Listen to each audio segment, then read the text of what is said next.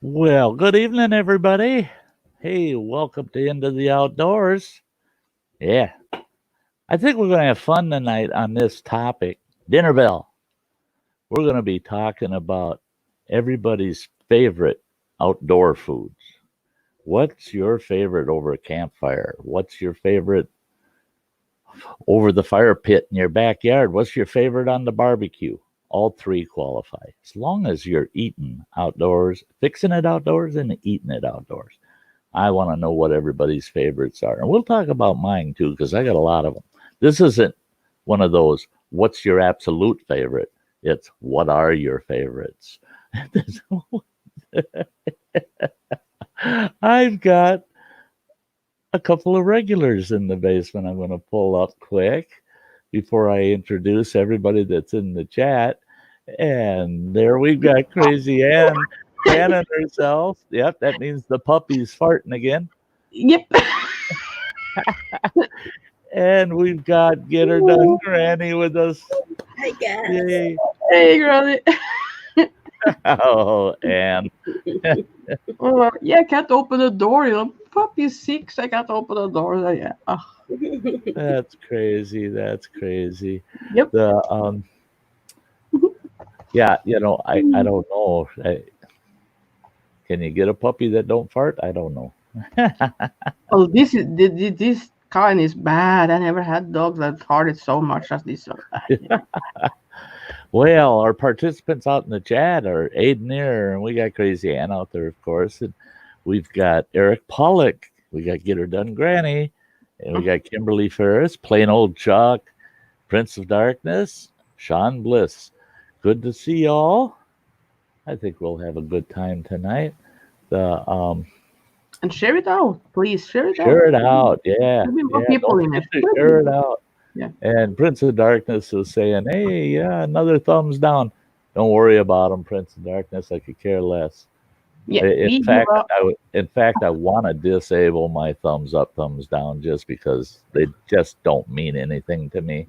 I just, I've got a couple of folks that they're always going to give me thumbs down, and so if I don't get any thumbs down, I worry about those people because they must be sick or something. Hey, honey. What's happening, folks? Talking about editing. Oh my God! he messaged that he's still editing, and he's Oh my Lord! Is that the video you're asking? Is that the one I met you on? The first June? That video? The one with the 10, yeah. Yeah, but he was asking about the hot chocolate in the chat. Is that the one you was asking in the chat before today? He was looking for that one video. Yeah, I never found that video, so I replaced that. I replaced number 2 with something else. But is that the video from 1st June? June last year? Yeah, because that was the day I was seeing you for the first time, and that was the hot chocolate. No, you're talking about Nemesis. Yeah, I'm talking about the one that Sty did, the world's hottest chocolate. Oh, the smallest. I don't know. Did I do that on your channel? No. I don't have. Because you and I talked about it. You and I talked about it. I'm not sure. I didn't know that you had done it. Well, I did it after you did it, and after Crystal did it, because Crystal said it tasted like ass. Not that I wanted to know what ass tasted like, but I wanted to know how that tasted any differently than the other hot chocolate that I was used to eating. And it really didn't. I mean, it had a little bit of an extract flavor to it. But the only reason that I did it was to see what everyone was talking about, Well, see, and that was it, is because I watched Bob and Crystal do it. They did it together on the same stream. And then I did it not long after them. And I was asking them, I told them, I said, oh, yeah, that thing's hotter than sin, but it don't taste like ass. I mean, as far as I've never tasted ass, but the way I'd imagine it, no, I don't think it tasted like that. And I remember, I recall you trying it for that reason. Yeah, I remember to see if you thought it tasted that way. Hey, Running Water and Freeman James. Good to see you, fellas. Hey, Mike. What's up, Aiden here? He's got E-Waste Hey, Mike. Mark. Great to see I you. really hope as much effort as I put into this video that it's going to turn into Something. God, it's got to be. Hey, Wandering Wiley. Good to see you. Well, I put a lot of effort in the Carol Baskin video. Oh, yeah. Busy P. Yeah, I'm surprised Carol Baskin's one. It's not getting out there, guys. You guys go back over to that Carol Baskin's video of Phil's and share it out. I shared it out because I laughed my ass off. That thing was hilarious. Now, I think it was so funny to all of us because we knew everybody that was saying Carol Baskin, right? Right. So that's the only thing that I can think of where it didn't go much beyond our group was that. I don't know. But again, it should get views just by people simply clicking on it, right? Right. Nobody's clicking on that and clicking off in less than 10 seconds later when they see that. So I don't see. For some reason, I don't think YouTube's sharing that one out. I don't. It might be the use of her middle name. Yeah. Maybe. Could be. But yeah, but the folks that do watch it can really help it out by sharing it out also, because the more actual shares it gets, the more YouTube analytics sees that. Right. That, people like to share it out to others. They can fall in line to that. Yeah. Hey, Metal Music, how much of a super chat will we give if one of you dank Hot dog water. hot water? Hot dog. Drink hot dog water. Hey, when I was a kid, I did that. Isn't that just That you boil your hot dogs in. Yeah, I do. Well, she's talking about wiener. Can I wash my hot dog before I boil it in water? Can you wash it first? Don't worry about it. It'll be clean by the time you're done boiling it. Yeah. And cooked. Put a little Dawn dish soap in there. Dip her a couple times, eh? Definitely want to boil it. Don't want to microwave it. Owie. We have seen that. I've done that. Oh. They swell up when you microwave them. Oh, really? Makes me think of that pickle in the microwave. Mm-hmm. Yeah, I tried a lot of things in the microwave. Yep. Well, Phil, I want to apologize for not being present last night. I was over at my son's. I got distracted. Did you get distracted by the liquor cabinet? Well, no, that's one of the first things I did yesterday is I ran over there real early. It's about 10 o'clock in the morning. Run over there, and I grabbed that. It was sitting right where, and my youngest son wrote a note, here it is, Dad. And I grabbed it, took off, and I did a bunch of running around I needed to do. And I went and I bought myself a GoPro. And then I couldn't find my action cam anywhere around the house. Later that afternoon, I'm looking for my action cam because finally my batteries, because I bought extra batteries for the GoPro. I thought, okay, the GoPro batteries will be charged anytime now. I just got to get the memory stick in there. Could I find my action cam with 128 gig stick in it? No. I know where the stick is. It's in the action cam, and I don't know. It's missing in action. Really? I searched this place. I don't know where the hell it is, but I'm thinking it might be in my adventure trailer somewhere. I don't. I haven't used it for so long, but so I figured, damn it, I'm going to have to go all the way back out to Walmart. It's about a 4-mile drive out there and 4 miles back, and get myself a memory card. So I drive to Walmart. I pull in the parking lot, get out of my truck, hit the locks, slam the driver's door, and watch the passenger window behind the driver's seat go boom. down in the door. Oh God.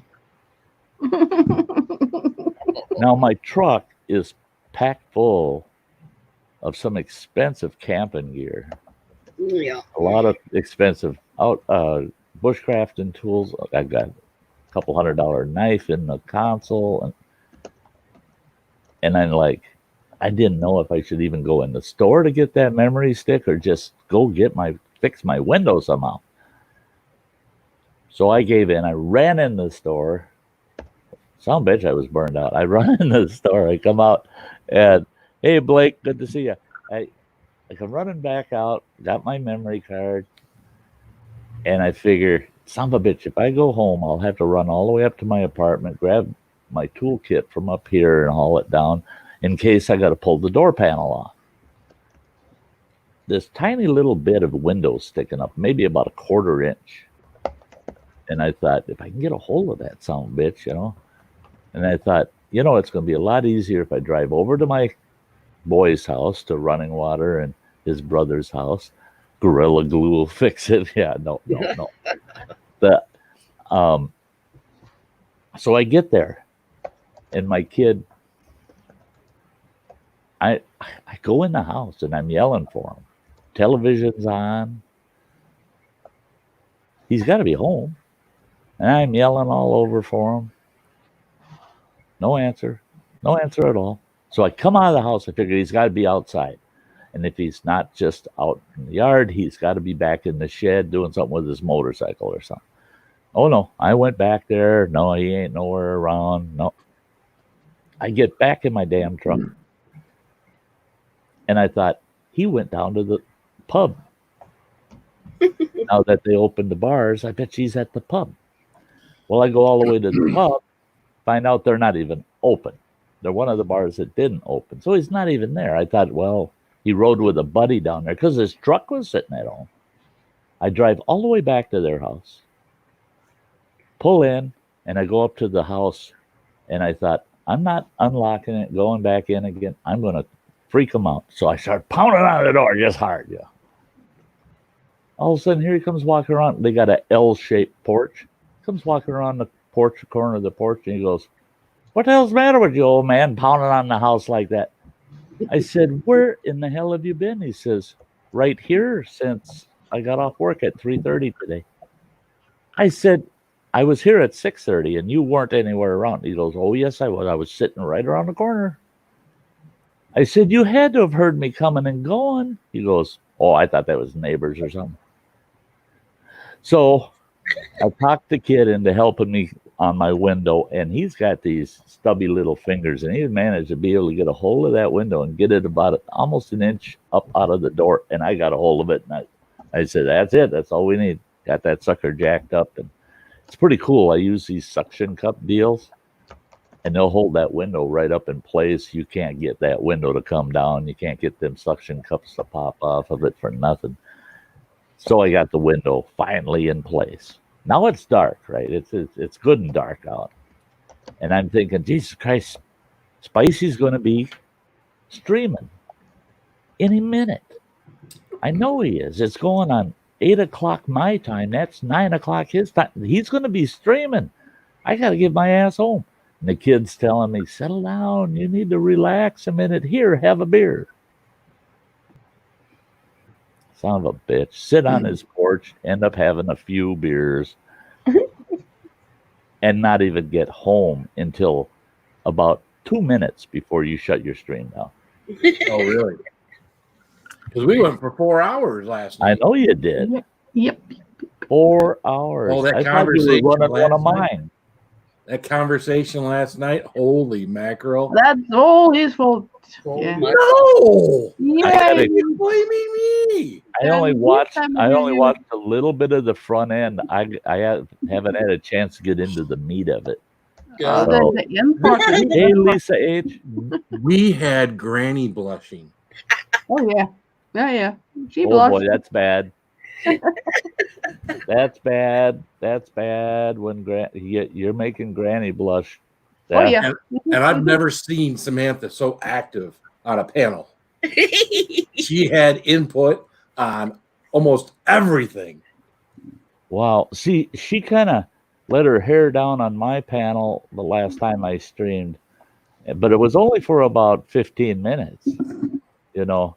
And I thought, wow, that I got to write down in the history book that Samantha let her hair down that far while she's on panel. So you guys, she must have been just warming up then.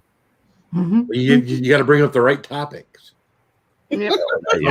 Something that's in her wheelhouse. Because what we were talking about last night was something that was definitely in her wheelhouse. Something that, you know. Yeah. Stop now. That's Stop now. it. That's it. Stop now. It's one of those deals where don't pull that cork. You don't know what's going to come flowing out of there. Oh, you guys are crazy. So I bought myself a GoPro. I keep looking at it, man. I spent hours, Bill, literally. I didn't get to bed till about 3 o'clock in the morning, and then I spent 2 hours after I got up, additional chatting with a couple of guys and looking at all of these reviews. And with the things I didn't realize, the GoPro 8, they actually took certain features away that were in the 7. Really? They added new features, but they also eliminated some. And the one guy I was talking to, he said, so you got to weigh, is it worth $70 for what you gave up and what you're going to gain? He says, that's where you're going to have to weigh it. He says, if you already have a GoPro 7, I would tell you don't even think of buying an 8. He said, unless you're really a high-end channel and the 4K capabilities in the 8 are just slightly better. He said it's almost, unless you're a pro, he says you won't even notice that the 4K features have improved. The 2.0 stabilization in the 8 that you don't have in the 7, he put me onto a couple of side-by-side videos where they had the 7 on one side of this bracket, the 8 on the other. They started them both at the same time, and they're walking with them and riding a bike with them, and they're doing everything so that both of them are running exactly the same time. Right. And then they replayed it. I couldn't see the difference in the stabilization. And he says that's the issue. There's a lot of people complaining because and again, he says, unless you got a real professional eye, you're not going to see that much improvement in stabilization just because they got the 2.0 stabilization. He says, and that's what you're paying for the new features. Plus, another thing is on the bottom of the camera, it's got 2 ears that flop down that your base mount, your base mount has these tabs. Mm-hmm. Ears that slip between these, and then there's a screw thing that you put on there that holds it all together. Well, those 2 tabs now in the 8, they fold down and they're flimsy as hell. Oh. And he was showing how the 8 wobbled on the base, even with it tightened down, it wobbles because those 2 ears are just hinged with a couple pieces of plastic. Where the 7 has an outer, it's like an outer shell kind of thing that's the camera snaps into, and that mounts to the base, and it doesn't wiggle at all, doesn't move at all. And so there was looking at it, and I thought, well, for that $70 that I'd save by going with the 7, because it's just as waterproof, all the other specs are the same.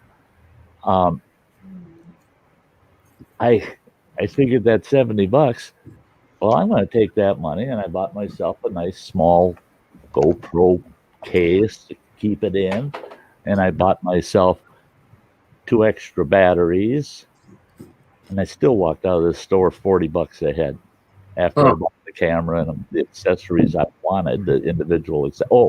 I also bought a dual battery charger with an extra battery, so I actually got 3 extra batteries. I bought a set of 2, and then I bought that charger that had one with it. So I got 3 extra batteries. I got a total of 4 batteries. And the whole works ran me, oh gosh, what did it come to? It was like $314 for the Did whole you get work. a 7 or an 8?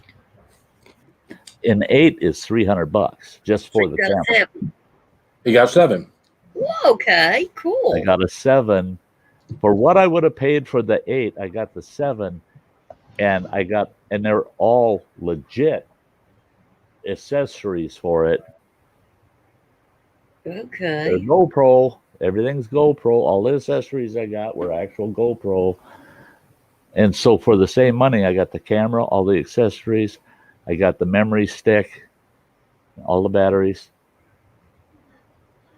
If I would have bought the 8 for the same money, all I would have had was the camera.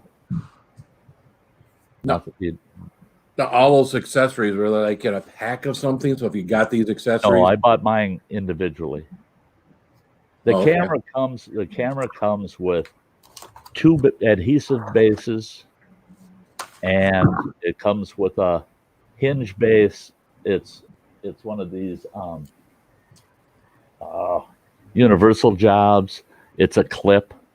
I like this one because it's got a rubber safety feature on it. So because I've had that happen with my other action cam, is you slide it into the base and it gets bumped wrong. Camera slides out of the base. Rubber is good for safety. That yeah, you got to have your rubber. It's safe, and so you do get some things that really help. Oh, look at here! Hello, Samantha. Hi, sweetie. Hey, Sam. Are you coming up here to defend yourself? Why? What happened? Oh, they were talking about you. Poor girl. They were talking about you about last night. It's not like that, Samantha.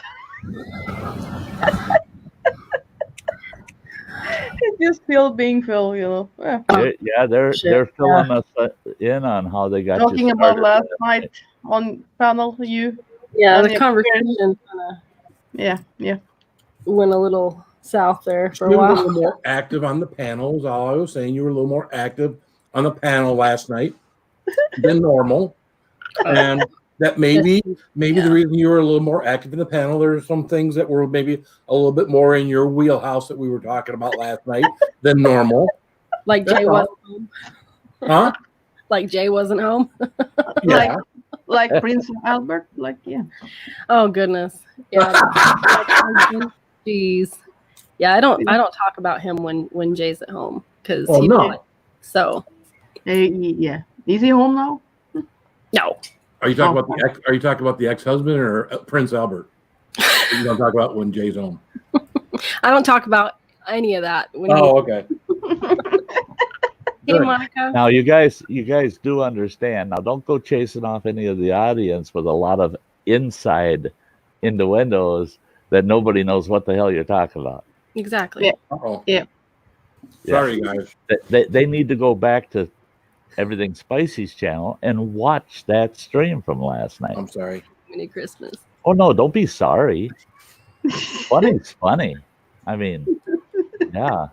I mean, there's a lot of people over here that were enjoying that last night. What I missed? How you guys doing? Good. Well, oh, no, never mind. Go ahead. The what? The what? Say what? Well, Sty went to go get a GoPro 8. He wound up drinking last night. He wound up getting this thing for his headphones. He couldn't find his boy. His boy was hiding on the front porch on him. Instead of getting a GoPro 8, he got a GoPro 7 with a bunch of stuff, saved himself $70 and still spent less money. You're all caught up. Nice. What about the truck window? Oh, truck window. Fuck. Yeah. Truck window fell down in the door and had to be Jesus. fixed. Yeah, so that's Are you? that's everything. That's it. All in a basket. Hey Monica, hi. I was paying attention, wasn't I? Dude. That's a miracle. Hey Lady Nighthawk, good to see you. Yeah, that's a freaking miracle, Phil, that you were paying attention. Okay, let's get on tonight's topic. Dinner bell. What do you guys like cooked out on open fire and eat outdoors? On an open fire. Fried you taters in a cast iron skillet. What was that? Mm. Fried taters in a cast iron skillet. Oh yeah, I'll eat it. Especially if someone else is cooking it. Oh yeah, definitely. I used to use that line quite a bit years ago when I was in camp, and that question would come up: "What's your favorite camp food?" And I tell my fellow campers, "Yours." Whatever. Yeah, my favorite you're camp cooking food, up. yours, because I ain't cooking it. Aiden here says bacon. Yep. Bacon in a cast iron skillet on a campfire is good. Oh, cognac marinated barbecue bacon. Well, that's what you got to do. You got to fry the bacon first, and then you put your taters in the bacon grease. I thought I was thinking that just as you were saying it, Granny. Yeah, aren't you required to fry bacon so you can make them taters properly? Right. Yeah. How else you gonna fry those taters if you ain't got some bacon grease in that pan? That's right. Oh, Lady Hawk likes breakfast over a campfire. Breakfasts over campfire are good. They are good. And you can do so many different things for breakfast over a campfire. You know what we started doing with our friends? They got one of those cooker cans. Uh-huh. And they would put like half corns of the cob all on the bottom and then put like a pork loin in there and some other stuff. And you put like a thing of dressing in there and you let that thing sit on the fire until it started to do a little steam out of the little hole on top and let it cook for so long. And man, you'd pull stuff out of there that was good. The meat would be tender and it didn't take that long to cook it. I mean, once it got up to the right temperature, but still, I mean, it wasn't cooked over the campfire, obviously. Even the pot was, food wasn't. But man, oh, hey, no, that because Dutch oven cooking falls in the same class. So many people use Dutch ovens. Well, is that considered cooking on the open fire? That's in that class because that Dutch oven's got to sit in them coals, got to sit in the fire pit. The whole point is it's been prepped and cooked outside and eaten outside. Sit at a picnic table, sit in a lawn chair and eat.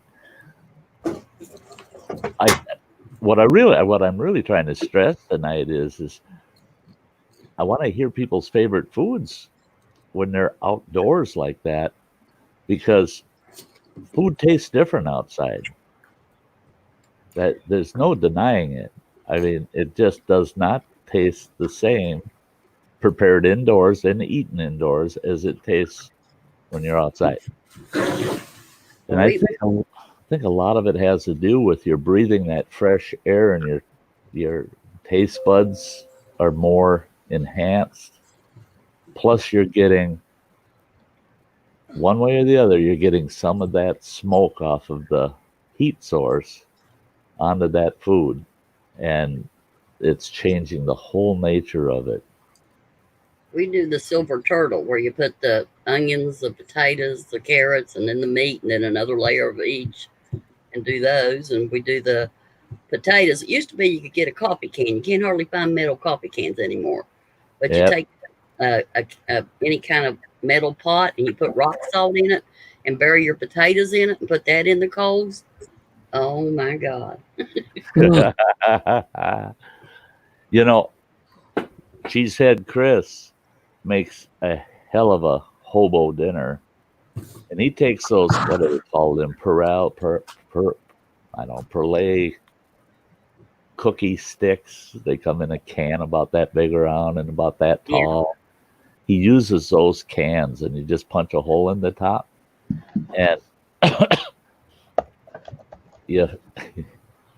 he'll stick potatoes and carrots and onions and cut up spicy kielbasa sausage in those, and then a bunch of melted butter, about a third of it's melted butter, and then the rest of it's just water with seasoning. And you set those in the coals around the campfire, and each person gets one. You just dump the whole damn thing out on your plate. Yep. And it's to die for. It's to die for. And what you do is you put a dime on top of that hole. And when you see that dime start hopping, now you know it's done. The dime will start hopping and it'll work its way off that hole, and you'll have this shaft of steam just blowing out of there, and you know it's cooked. It's, yeah. See, now that's something I'm going to do this summer if I'm fortunate, is I'm going to do some pit cooking, and that's where you just dig a pit next to your fire pit, and you get your fire going, and you get a good bed of hardwood coals, and you shovel those coals into the pit, and you set a Dutch oven in there with whatever you want to cook. You throw a few more coals on top of the Dutch oven, then you cover it back up with the dirt. Then you go about you do that in the morning, and then you go about your business all day and have yourself, usually fix your breakfast because the fire's going. Yep. And lunchtime, you have a light lunch, and then dinner you go and you just shovel the dirt off that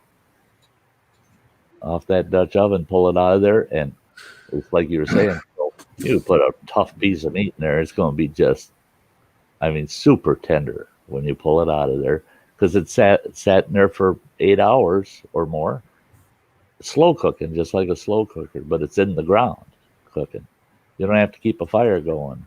I watch so many guys cooking with Dutch ovens, and they'll spend hours babysitting their Dutch oven in that fire. Can't get it too hot, can't have it too cool, and you got to make sure to keep the fire going for hours. Well, no, if you pit cook it, you put it down in a pit, you just walk away from it for 8 hours. One thing I did out west was I used a hay box several times, and that's where you take a Dutch oven and you throw like a bunch of stew meat in it, potatoes, carrots, onions, all that good stuff, and you fill it basically pretty full of water, and then you get that sucker boiling over the fire. Just get it boiling over the fire. And I had this old crate, and I had that crate half full of straw, just regular straw. I'd set that crock or that Dutch oven inside that crate on top of that straw, and then I filled the crate with more straw until I had to push the lid down, and I put some weight on the lid and let that cook a good 8-10 hours. And you'd pull it out of there, and it's steaming hot. Everything's tender, everything's cooked, nothing's overcooked, nothing's undercooked, and you were providing no heat whatsoever. What it was is you got the water up to boiling, and the straw kept it just below boiling for all those hours. Worked as an insulator and cooked it for you over that 8 hours.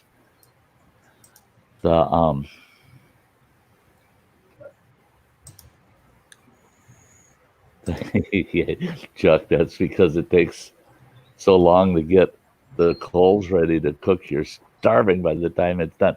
That's why I say if you do it as a slow cooker type approach, and you're just going to bury it and let it cook all day, you make the fire to make your breakfast, and you just keep tending that fire so you got the coals to get your dinner in the ground after you're done with breakfast. Might as well eat while you're trying to prepare supper, right? Hey, computer chick snuck right in here.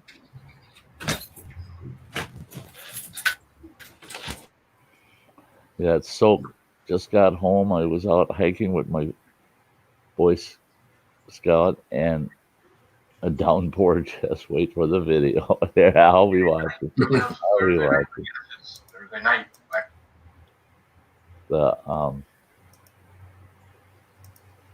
Yeah, I can't wait to get out and play with this. I got that bugger on that pivot mount. Oh, here. I'll tell you. Here's one of the features they took away from the 8. I'm not going to take it apart, but this. Yeah, I want to. I'll make this bigger so that folks can see it. The lens for this camera, that lens, you can actually, well, I hate to do it without needing to. Well, I'm not gonna. You can actually you twist it and it clicks and you can take that lens right off. So if you scratch the lens, you can take it off of this Hero 7 and buy a replacement for about $20. Oh, heck. On the Hero 8, if you scratch that lens, guess what? You got to send the whole camera back to GoPro because only they can replace that lens because it's not user removable anymore. And it'll cost you, unless you buy their GoPro Plus, which is $5 a month, it'll cost you $30 plus shipping to get the lens replaced. With the 7, it's going to cost you $20 and the postage because the thing's so light. You put it in an envelope, it probably costs you $1.50 to mail it. So that was one feature too that they had me sold on it is that you can replace that lens for $20. Where you can't on the 8. And see that, and that was the whole thing is what these guys were arguing is the 8 offers a few new features, but is it offering a true $70 worth of features? And if you had to pay full price for the 8, you're gonna be paying $400 for it. And right now they're on sale through GoPro, and Walmart is matching GoPro's prices. So you go to Walmart, what GoPro's selling their cameras for, Walmart is selling it for the exact same price. So I didn't have to wait for mine. I figured, well, I'm going to order it right from GoPro. But I stopped at Walmart for other things, and I thought I'm going to look at them. No, I walked back, looked, and I go, damn, they're the same price, exact same price. The 7, it's $229. $229 for the 7. So it was worth it. It was worth it. I can't wait. I'm going to have a blast.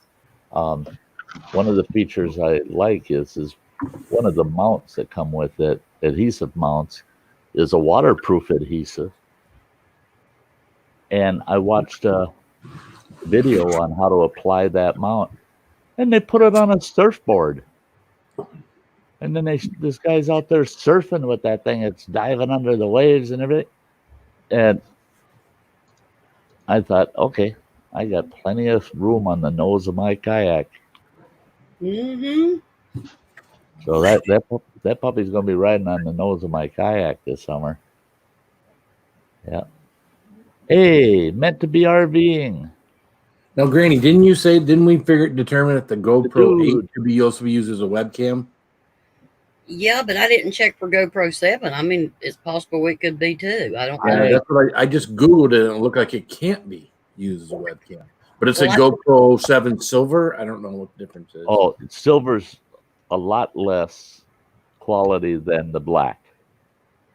That I found out too is if you're going to buy a 7, make sure you buy the black. Don't buy the silver. Okay. The silver has less options, a lot less options. Mm. Hey, the dude rocks. It's great to see you. I heard about the misfortune over on your channel, pal. That's bad. Hey guys, get over there and check out the dude rocks and give him a hand. Help.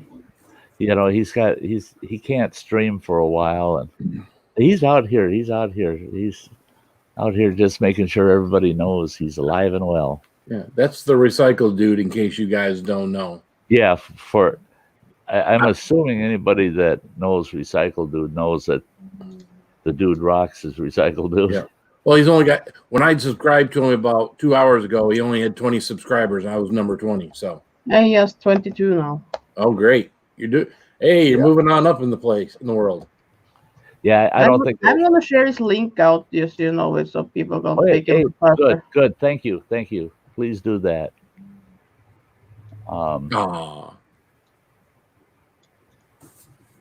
You guys are good friends. Oh, good to everybody. Well, Yeah. And that's that, kiddo. Yeah, I don't think badly of anybody. If anything, I think highly of them, even if they didn't deserve it. We all could use a hand once in a while. That's Yeah. Yeah, I mean, for having 23 subscribers, he's got a hell of a banner, man. Mm-hmm. Yeah. Most people with 23 subscribers, their banner looks like trash. That's a good looking. Yeah, right. For 23 subscribers, have one. And at least he has an avatar. Yeah. So that you can, when you look his channel up, you can go, oh yeah, that's him. I mean, I looked at one today. Somebody left a comment on a video, and I wanted to check their channel out. So all I could do was, I can't remember which screen it is, but you can click directly on them, and it'll pull their channel up. And I did that. Oh my God, there was over 100 people with that name. And this person didn't have an avatar, and neither did about 45 of the others. Oh, geez. But they all had the exact same name. And I thought, well, man, you left a comment, but I can't find you. Because it's like find Waldo in a herd of Waldos.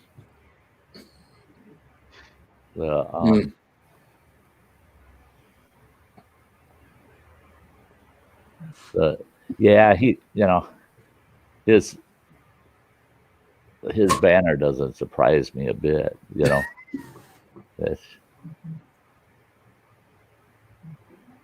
But yeah, all I see, he's got 27 subs right now. Yeah. There you go, man. He'll just, it won't take long. It won't take long at all. You got to do that and come over do it in my channel, go do it in Gil's, go do it in Crystal's, because they all know him. He's got to go back to all his friends and go hang out. That's it. Let everybody know that that's where to go. And then you'll have, and the nice thing about that is when you're kind of starting over like this, as much as you don't want to start over like this, is you'll have real subscribers. Maybe you've always had real subscribers, but you won't have a lot of dead weight. Yeah, that's true. YouTube just keeps taking my dead weight. Every day I see, so and so subscribe on my phone from emails from YouTube, and I'm not gaining any ground on my subscribers because they just, and this has been probably for the last since they got rid of the little thing. It seems like I still gain people, just like visiting the channel, things like that. But YouTube is taking them and wiping out the bots or whatever, as quickly as people are subscribing. My subs, it's like it's got its own heartbeat. Up and down, up and down, up and down, up and down, up and down. It's just like a heartbeat. And every once in a while, it'll go down, and it's like it skips a few beats. Like, come on, resuscitate. Give me 5 subs and let me keep 1 or 2, would you?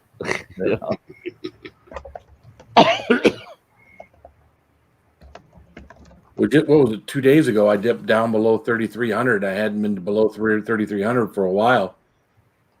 So then it went back up. Oh, don't matter. It ain't about the subs. It's about the view time. Yeah, and it's like I had said too. Sharon it's like with the thumbs down. Guess what? People that waste their time with thumbs down, they don't understand those are views. Thank you.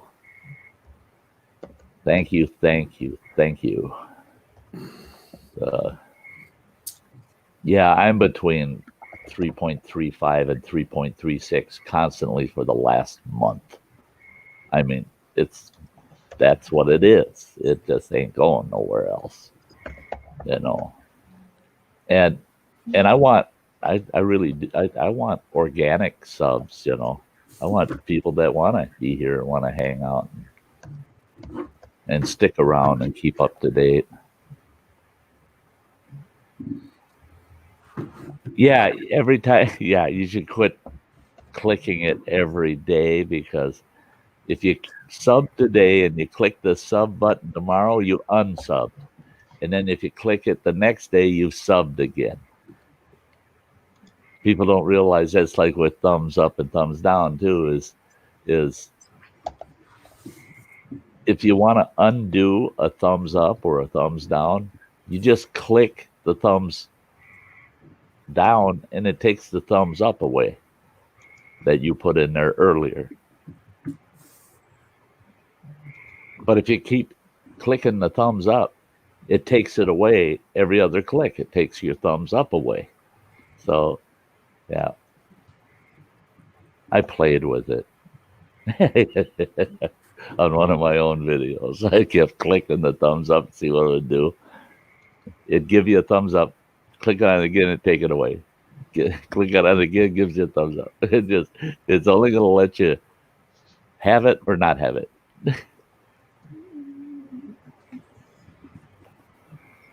Hey, Jeep Hard Life. Good to see yeah.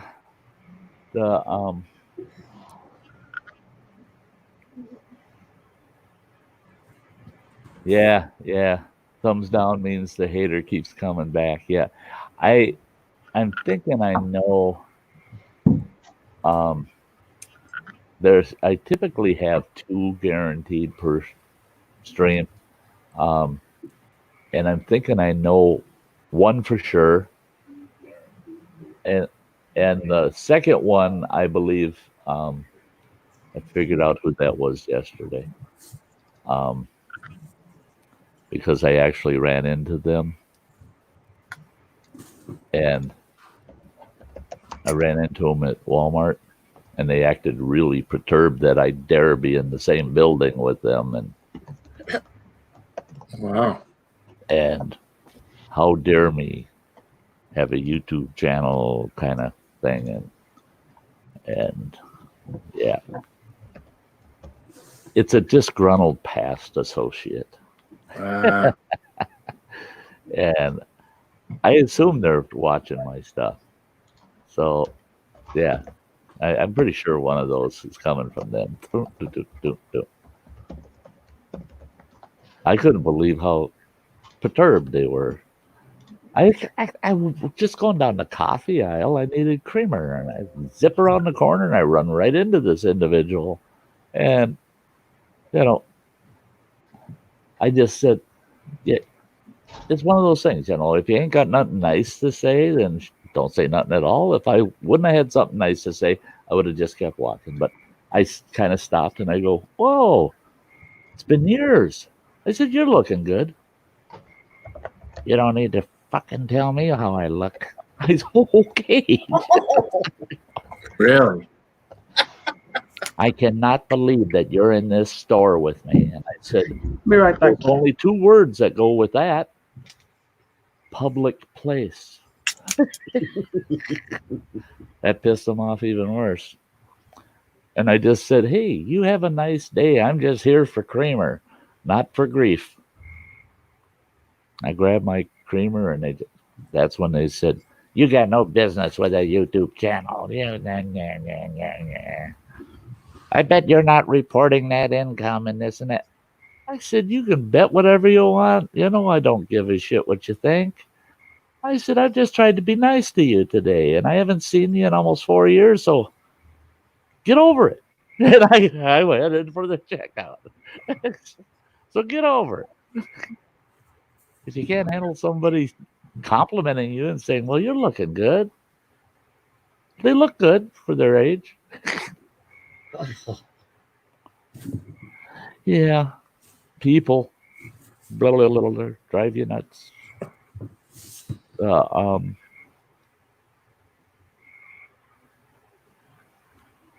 That's it. Yeah, meant to be RV, and that's it.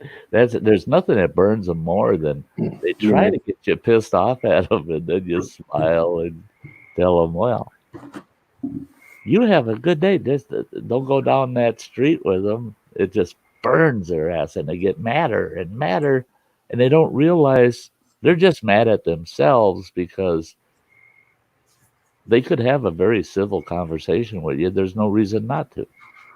They're just too hard-headed to allow themselves to be nice. Granny, is Jiminy Cricket hanging out with you again tonight? Yep. That's a frog. Oh, is that a frog tonight? Got That's a peeper. frog tonight. Got a peeper. Hey, what's up, bud? Hey. Yeah,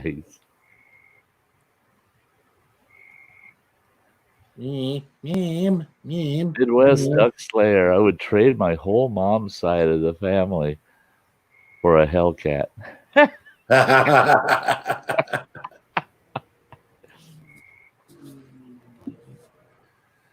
There's a lot of people who would trade a lot of things they shouldn't for a Hellcat. Uh-huh. Yeah.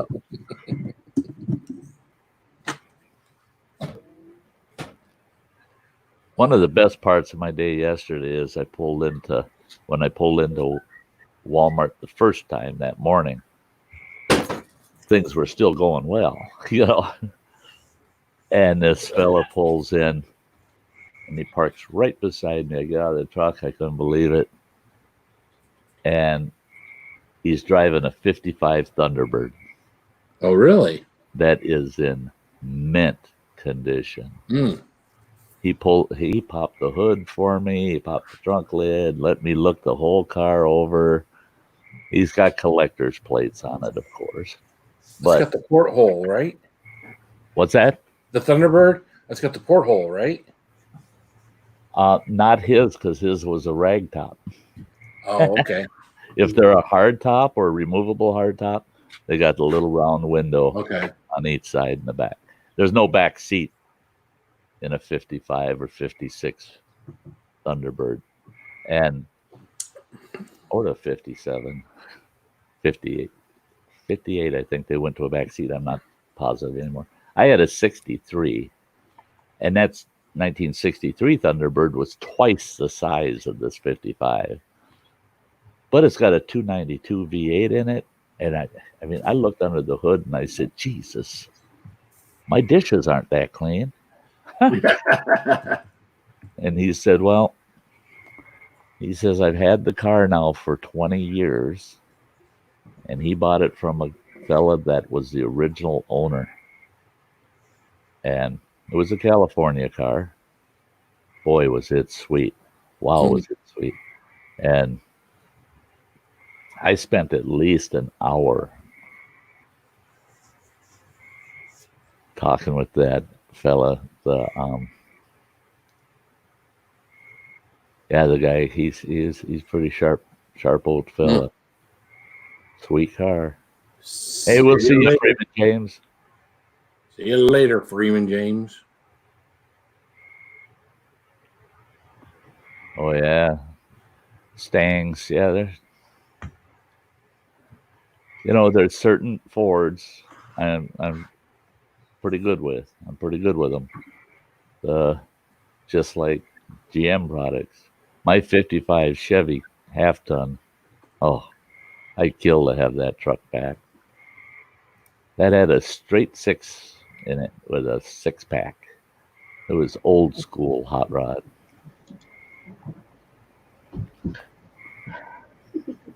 Good night, Monica. Love you, girl. Oh, good night, Monica. That bastard pee in their cage. Fuck it. Oh, yeah? Oh, yeah. Yep. She's like, why not? She'll clean it up. Yep. Leona, you be peeing in your pet cage, girl. Yep. I was watching her like, fuck, she was fast.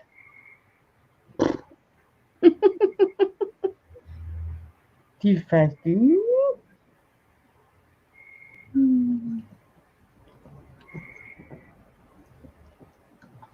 Yeah. Cute puppy. Cute puppy. Thank you, Bounty. See you tomorrow or later today. Later today. Yeah. Yeah.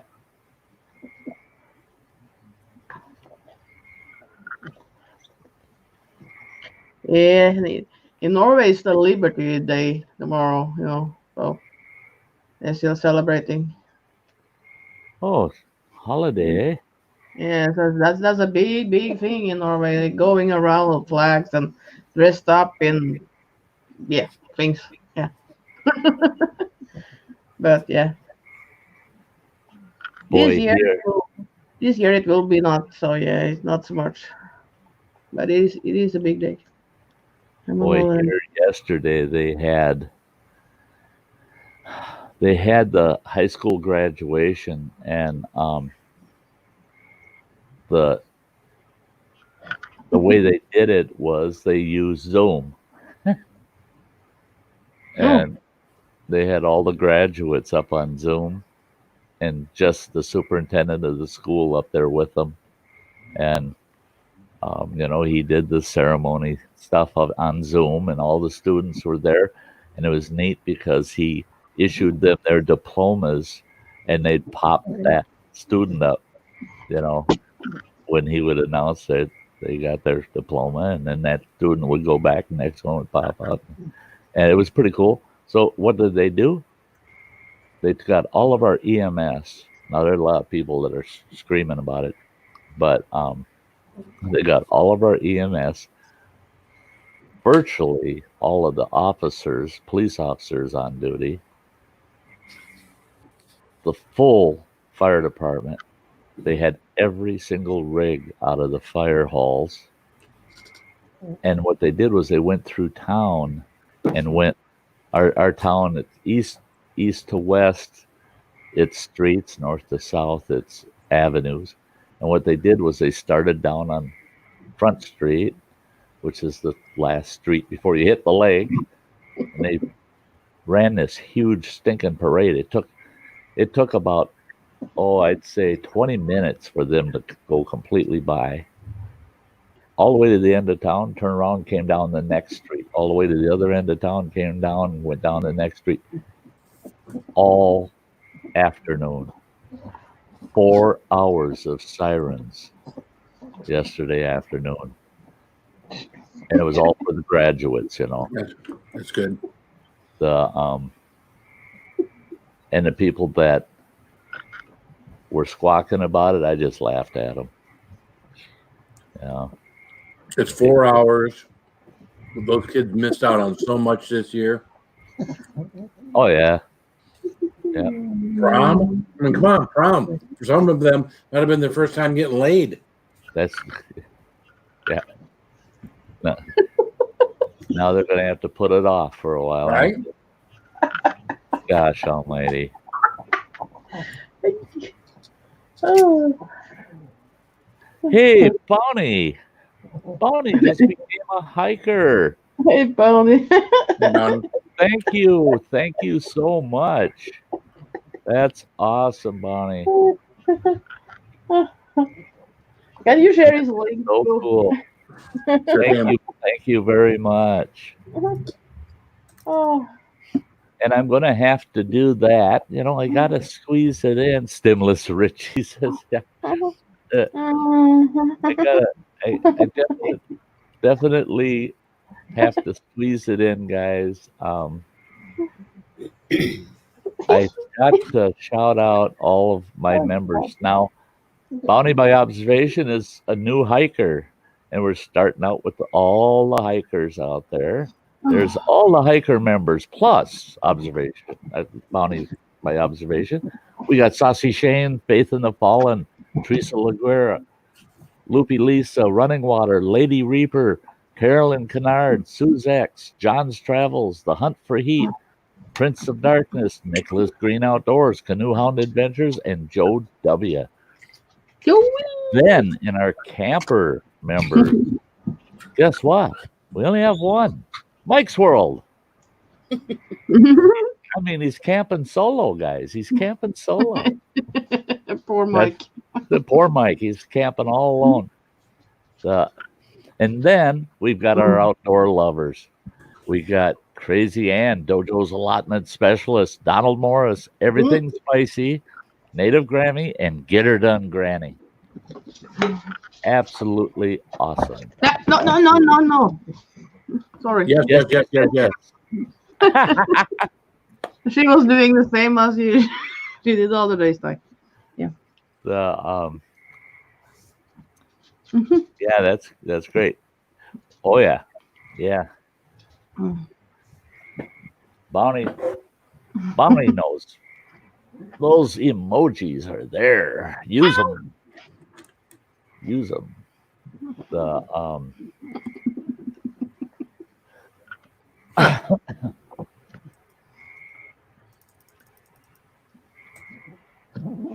Oh, did Native Grammys sneak in the house?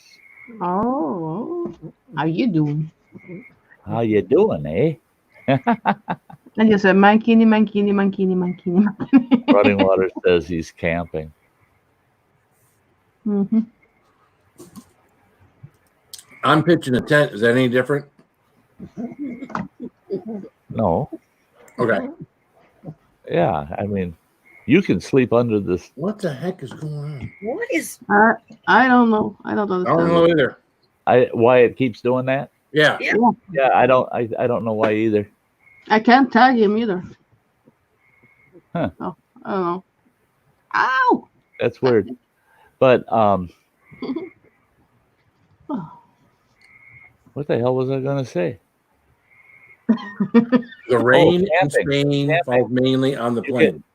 Camping is everything from just laying on a blanket under the stars all the way to glamping, and you're in a $250,000 RV. You know, camping is going out somewhere and getting outside. You know, you can have a $250,000 RV and go sit around a campfire. Or you can be sleeping under the stars like a cowboy, you know. Alpha Kenny body? What? You what? The membership list says I'm a camper. No, it No, doesn't. that's Phil. Alpha can body. That's Phil. What Doesn't did you win? say you're a camper. I don't know what Alpha Kenny body means. What did you win, Phil? Now I'm curious.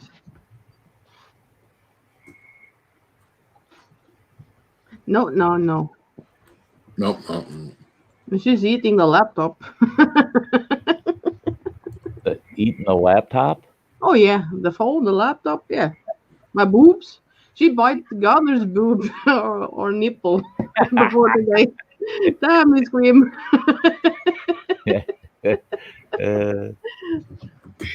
I'm sure Gunner enjoys Alpha that. Kenny body. Alpha Kenny body? Oh no, I know that. No, I know about what you do. No. Yeah. Okay, yeah. You got me. Anybody? Ah, yeah, I've seen that. Yeah, yep. Fuck, I'm stupid.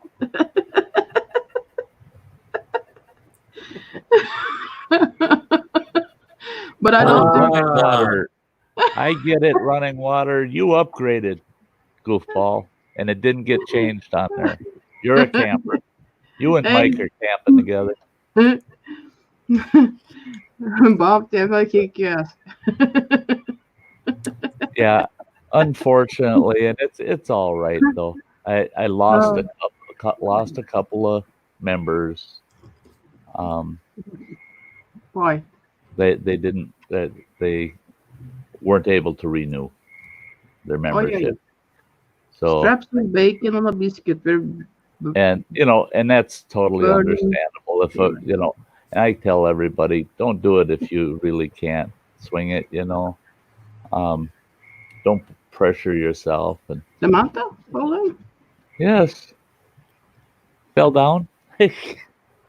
What you doing? Are you crazy? Are you nuts? Go back to cooking over the campfire. You know what I really like is I like a nice big tender steak, just skewered with a stick and just have it propped way above the heat, and let that bugger slow cook until it's medium rare. Yeah. Oh my God. I don't care if there's anything to go with it or not, if the piece of meat's big enough. What's big enough? He just took his cut that bit out right there. She wasn't paying attention. Don't bring attention to it. Yeah, you said big enough. Something is not. Yeah. Well, Yeah. If the piece of meat is big enough, Ah, you gotta cut that out and use it later. okay. Well, that's all right, Samantha. That's all right. I understand. Mm-hmm. Oh, you got a frying pan that'll cook 30 eggs. You betcha.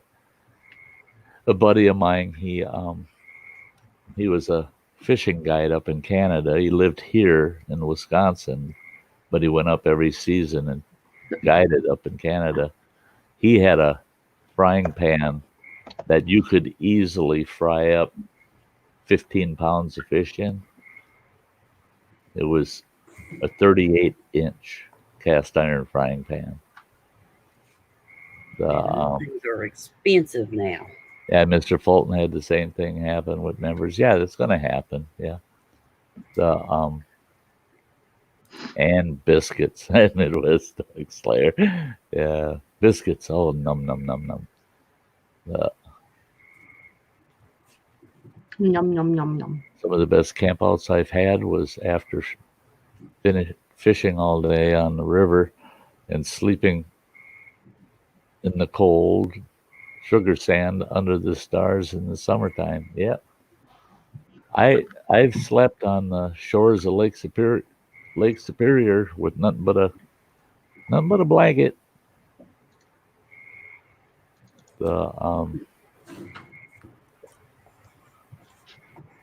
Now where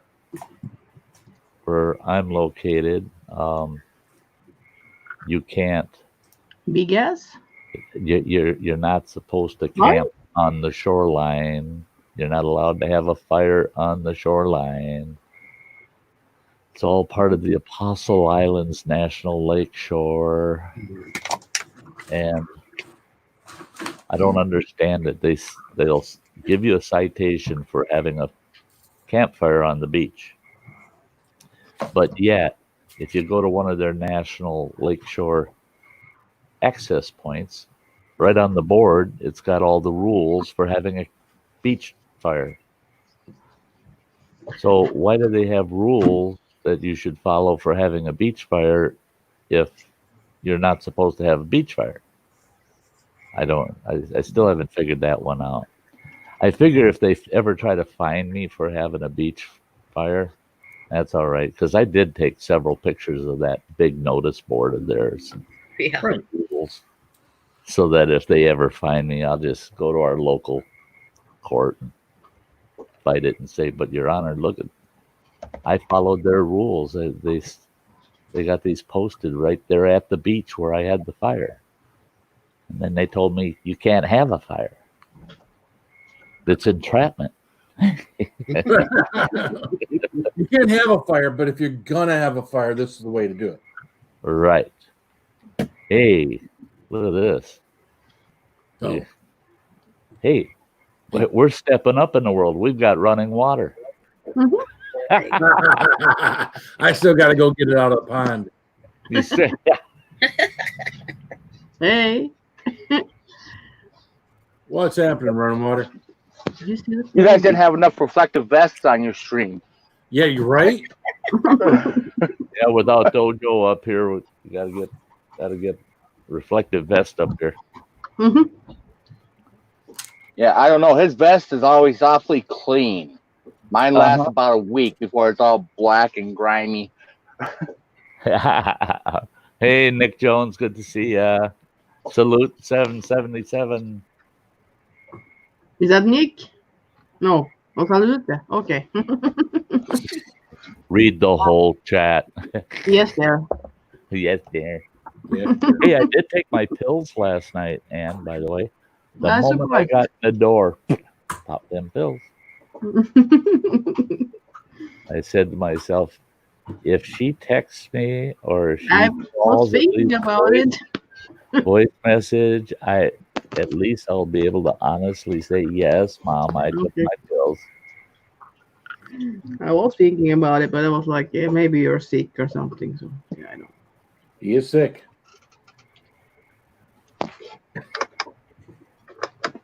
How are Yeah.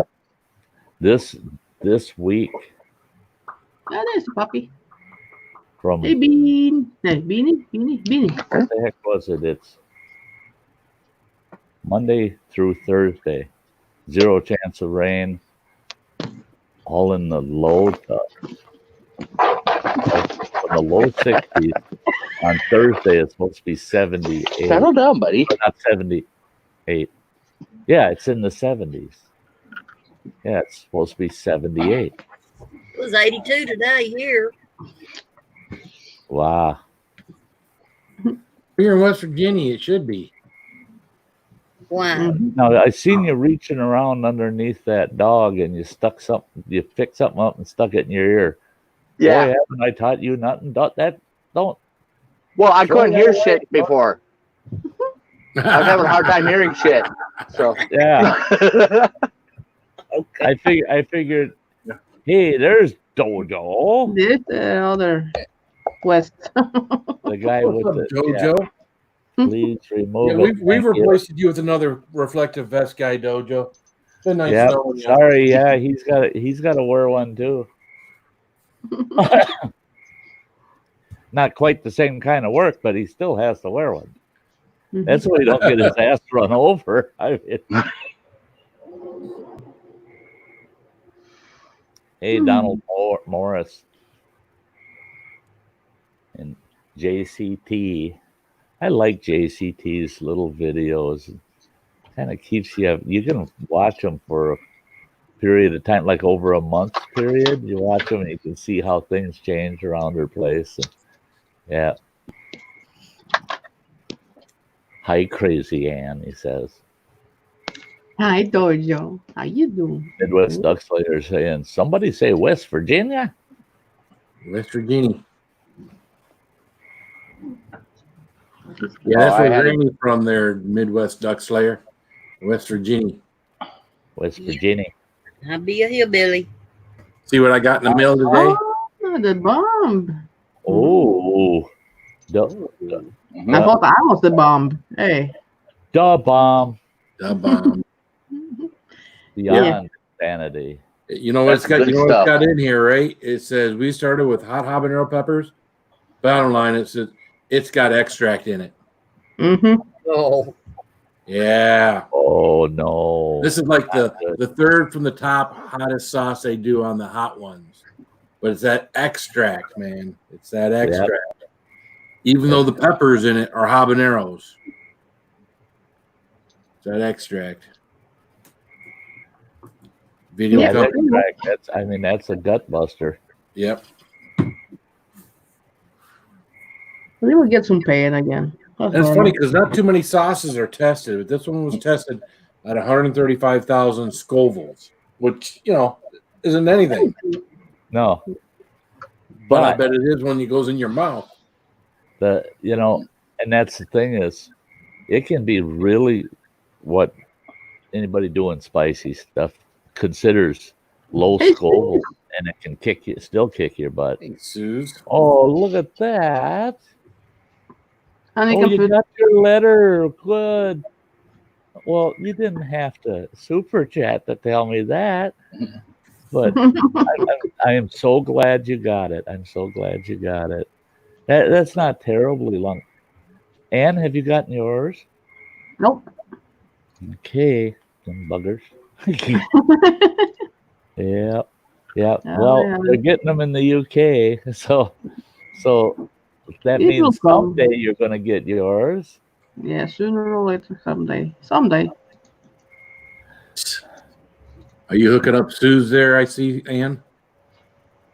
Oh yeah. I was like, God, did you already do it? Like, No, I just put Bounty in there again. yeah, I'm putting. Hey, good Dojo. I'm glad you got yours. Yeah, you folks over there on the other side of the pond. I always worry about, mailing shit. something over there. Is it ever going to get there? Well, that was this crap that went to Ann. She got both of her letters from me at the same time. They were probably mailed 2 or 3 weeks apart from one another. Right. Yep. I got them together. And the one took like freaking 2 months. That's insane. It's just weird. It's just weird. I don't understand it. But So I got the letter on You're welcome, Donald. There you go. You're more than welcome. The you're a member. Yeah, get them out to you. I try to get those out to the members as soon as I can. I'm in a fix right now. I got to order ink for my printer. Oops. Oops. Oops. Yeah, those headphones running water, they work great. You know, your brother told me, he says, why don't you just bring them back and leave them here and go buy your own? And he says, go buy one just like the one you had. And this and that. I told him, I said, shut the F up. I said, if your brother told me I could use his headphones, stay out of it. Mm-hmm. Stay out of it. damn. And he says, oh, they don't sound as good as the old ones. And I said, well, I'll find out. And so I messaged him. I said, they don't sound the same. I don't know if they sound better or if they sound worse. But with my old freaking ears, as long as I can fucking hear it, it's good. Mhm. And obviously the mic must work on them. So, yeah, I'm good. What are you playing with, Phil? What? You're flashing everybody. Look at that. What? Some guys just gotta play.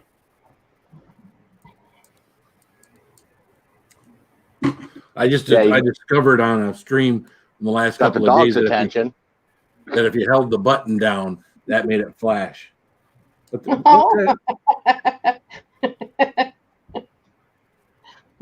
Okay. Nice to know. Yeah, Disco Phil. Yeah. What we're gonna do now when I get up and dance, we put the flashing light on. Although I find out now everybody's super chatting me because Ann's dancing behind me. No, I don't. That's No, it. I don't, she says. It. The minute you turn your back to the camera, she's up there just giving her, and everybody, all the guys are lining up to super chat some more, you know. And it's, you know, you might be getting the money, but we're getting the show. Yeah, right.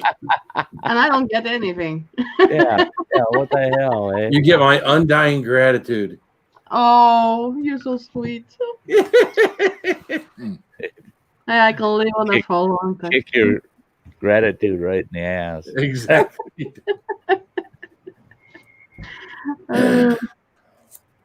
So yeah, we were talking about favorite outdoor foods, guys.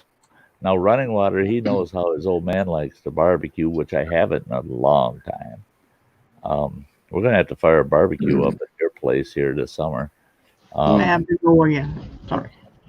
I love to over barbecue. We had one 4th of July. I had 4 barbecues and a smoker going. And to me, that wasn't enough. It wasn't enough. Hell, I invited every Tom, Dick, and Harry to show up on the 4th of July. And What about Tom's Harry Dick? What? I didn't say Tom's Harry Dick. I said Tom, Dick, and Harry. Oh, okay. Sorry. What? Yeah, I want a grill like the one we had out west. Oh, yeah. The big one? Yeah, that big do-it-yourself deal. Yeah. Yeah, you could put a dozen whole quartered up chickens. You could quarter up a dozen chickens and put them on that grill at one time. That bugger was sweet. And someone stole it, remember? Mm. That was after we hauled you to Minneapolis, and by the time we moved back out there, it wasn't until June. and somebody had gone up there, trashed our cabin, and stole that big ass barbecue. Could have killed them. I mean, that if I had that here, I could have rented that bugger out and had a nice summer income off that barbecue. Yeah, it was pretty nice. A guy owed me a few bucks, and it wasn't like he owed me a lot of money. And he said, "I just don't have the cash." He says, "I got a really nice homemade barbecue." Somebody.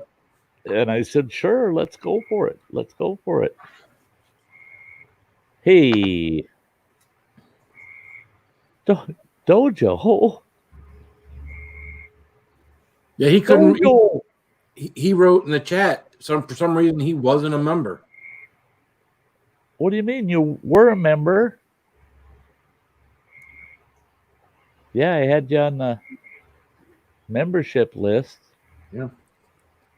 So he remembered it. Remembered himself. He remembered himself. Thank you, Dojo. I'm glad you remembered. This old fart, he would have gone right over his head. But Dojo, he remembered. Awesome.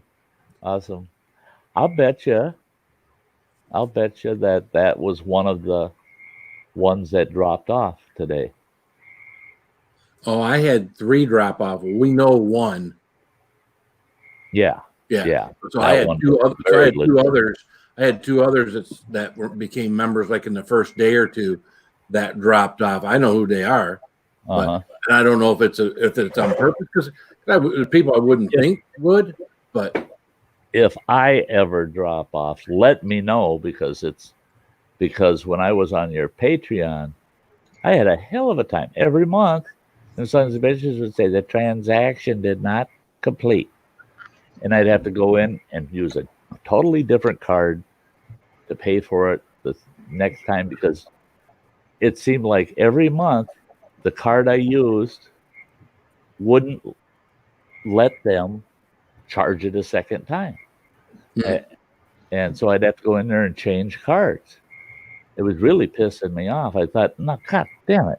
Netflix doesn't have any trouble billing that card every single month. Right? I mean, all of a sudden.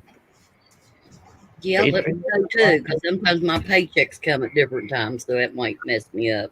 Yeah, I Facebook messaged you, Sty, a few minutes ago, the ones that aren't on mine anymore. That's why I was wondering if the ones that were mine are yours and maybe they're having a problem. I didn't want to say anything to anybody, but. Oh, that's very possible. Yeah. You see that? Yeah, I just looked. Yeah. Okay. There's the one we definitely know. Well, yeah. And the other 2, one of them, I don't. That kind of doesn't surprise me. Okay. As a one-time Gotcha. membership, but the other one, it could be for other issues. So yeah, that's what I figured. I figured you're going to see that go up and down. Yeah. And the only time I feel kind of bad is when it's somebody that's in the upper 2 tiers because they need to stay a consistent member in that tier to get the perk, Right. that they're paying. What I noticed is in the membership thing, it pretty much it's kind of doing what your spreadsheet is doing because I've noticed people when they upgrade their tier, it still shows how long they've been in, but it tells how long they've been upgraded. Right. So it's almost like you can't, for like our people that are going to get free stuff in 3 months, it's like you almost can't screw that up based off of what. No, because YouTube tracks it. Yeah, they track it, and that's the thing is, and that's the way my spreadsheet set up is. It's mirroring YouTube. Part of the spreadsheet is mirroring what happens in YouTube. Yeah. So once that 3rd payment has been received in a row, it triggers a perk to be. sent to them. Okay. So see, and I don't know with YouTube if it gives you any kind of perk reminders or anything. If you're once your member hits their 3rd month, I don't know if it gives you a reminder that they're owed a perk. You know, I don't think it's going to. I think it's. I don't either. I think that's up to us to track. Right. And that's why I built that into my spreadsheet. Is Gotcha. okay if you know, people don't realize either that you become a member. Let's say May 1st. It takes the month of May, June, July. You'll get your perk in August. Because in July you'll get the payment. That'll be the 3rd payment in a row, and then if they provided you with I got to notify the ones that hit that mark, and it depends on how fast they get their color choice, size, and their mailing address to me as to how soon they're going to get their perk. Because I can't mail it to somebody I don't know, you know. Yeah. Hey, Hunt for Heat says all of us tonight. They're all packed on the couch again.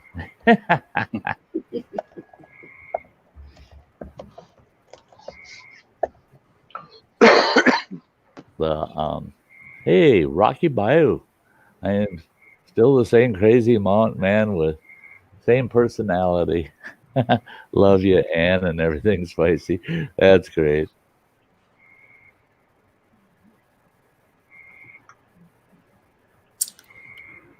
Yeah. Yeah, they them allowing there's some issues with memberships that, and I've been just trying to figure some things out that obviously even YouTube hasn't figured some stuff out. But that them giving it to anybody monetized just shocked me. Yeah. But they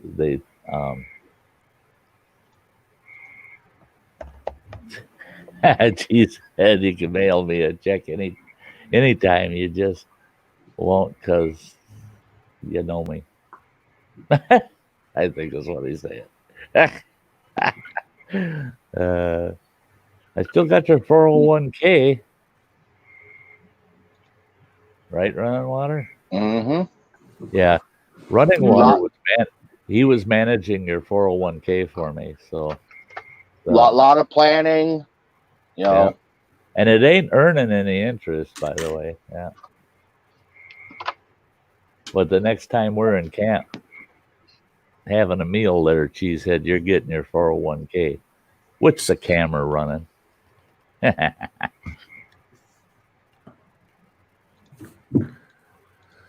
up, Lady Reaper? Hey, Lady Reaper.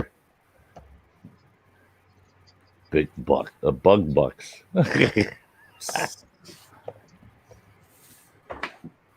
Hot plate in their cab is running water. The challenge of a white lightning s'more.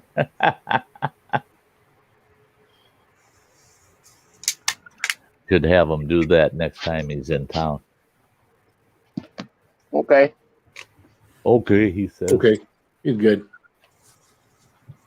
I actually think that white lightning as a s'more is going to be easy because of the sweetness of the marshmallow and the graham cracker added on top of the sweetness of the white chocolate. Yeah. I think it's gonna downtone some of the burn. Yeah, you're and diluting. it definitely will help on the stomach. You know, I mean, Are you smoking those same crappy cigarettes your dad does? No. It's the same thing, different brand. Style, yeah. Ah. Yeah, different brand. He smokes Phillies. Actually, I'm smoking the Cheyennes because I. The Cheyennes now. Yeah, well, I rolled through Indiana so I can get them $10 a carton. See, I smoke the high end stuff. You know, Supreme menthols. None of this Cheyenne stuff. Yeah. See, Cheyenne Phillies. $10 a carton, eh? Sweet mint. Tastes like an Andes mint. It's like I'm smoking dessert. I mean, then I'm glad I don't smoke them things.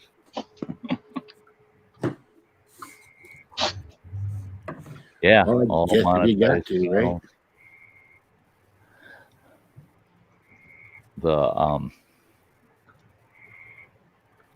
And that's the thing is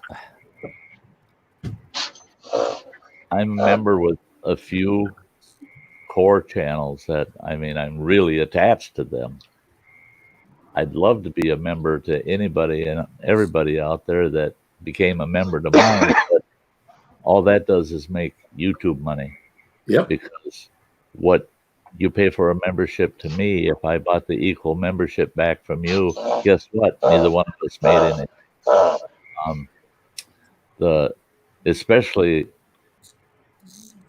Especially when it's tit for tat like that. If it's $14.99 over there and you paid $14.99 over here for the same thing, okay, so you're at $30. Guess what? YouTube took $10 of that. Yeah, you might have well just wrote YouTube a check for $5. Yep. Call it a day. Yep. And so for certain core channels that have worked with me for a very, very, very long time, I membership to them. But they don't get as many super chats as the channels I don't have memberships with. If I don't have a membership with your channel, I can drop the occasional super chat. Kind of makes up for the lack of a membership, but yeah. I got 900. The memberships I like because of the extra perk stuff you can do. That makes it fun. Got 900 hours to go. Why Another don't 3 years to go. Why can't you do a live stream Metal Music Minute? Oh, Harry. That's it. It wouldn't take a lot of live streams to cover that. Or a premiere, like when you get people in there, at least 15 minutes, then you get an hour. Like, yeah, we can keep it going for like 15 minutes.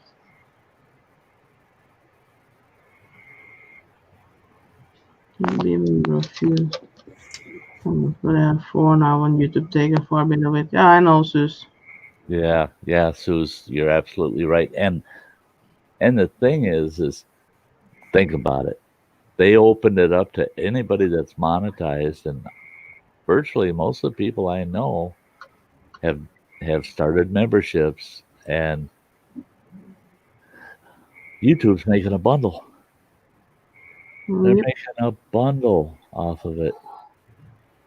It's probably one of the more lucrative marketing tools they've used by doing this, opening it up this way. Yep. Yeah, pulling market shares away from Patreon. Oh yeah, Patreon's taking a big hit. Big hit. Spicy. And Patreon's probably like, well, what the hell? We're hardly taking anything. See, people would never believe that Phil could stimulate me.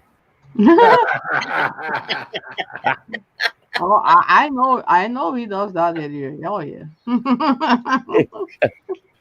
Oh, that's so stimulating.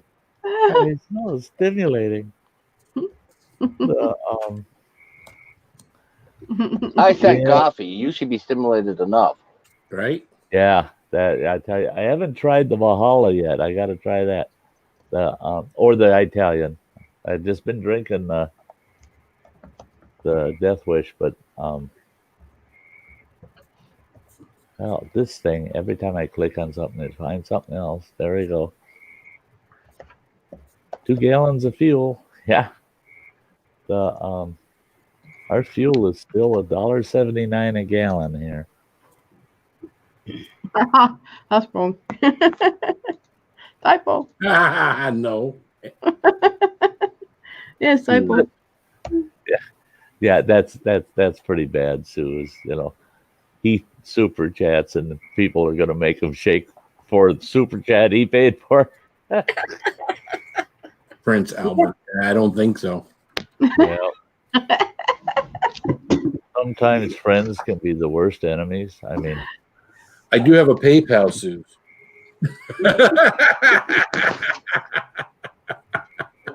Well, if I PayPal you there, can you dance for me then? Maybe?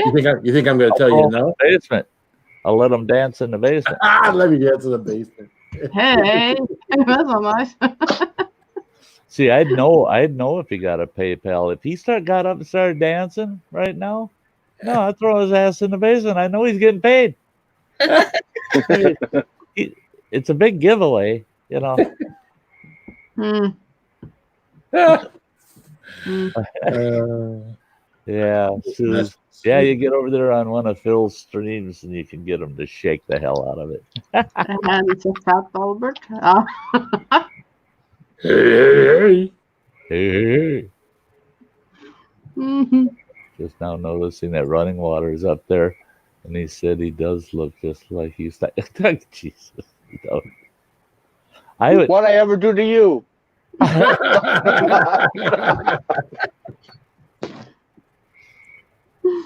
Yeah.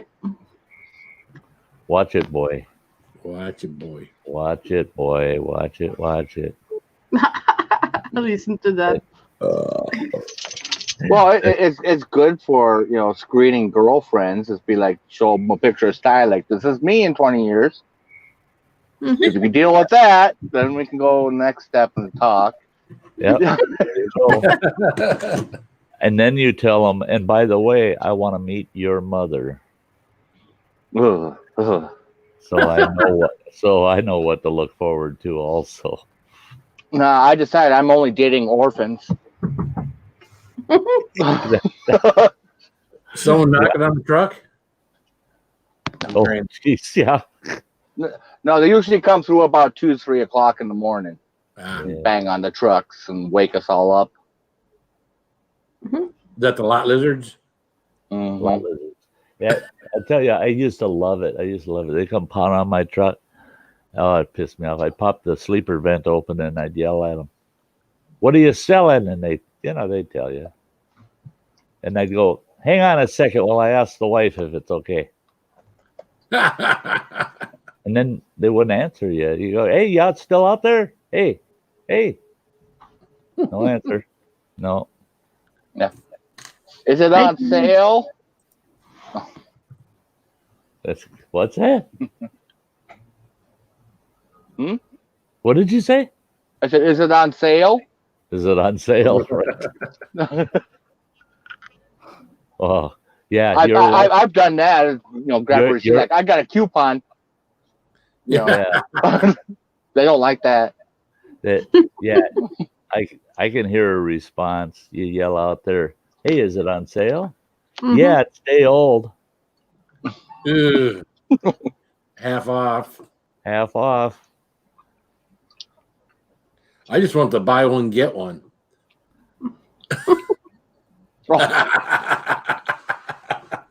That's right. 2 for 1 sale, There eh? you go. Hey, Keely, good to see ya. Yeah, unfortunately, in the truck stops, usually, you're getting the refurbished and returned items. Right.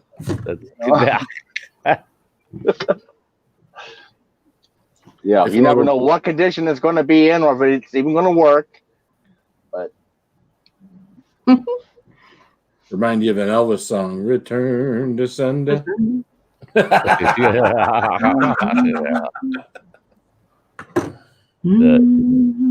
at the way his dog's staring at him. when you go out, Look at that. Yeah. What? Out. Did you say out? Out. Out. Out. come here, let's put your bra on.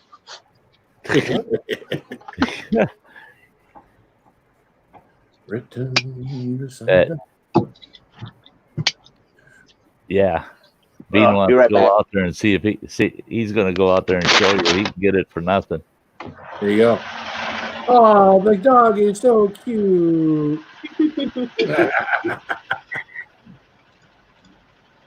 It is cute. That looks like a comfortable truck driving seat.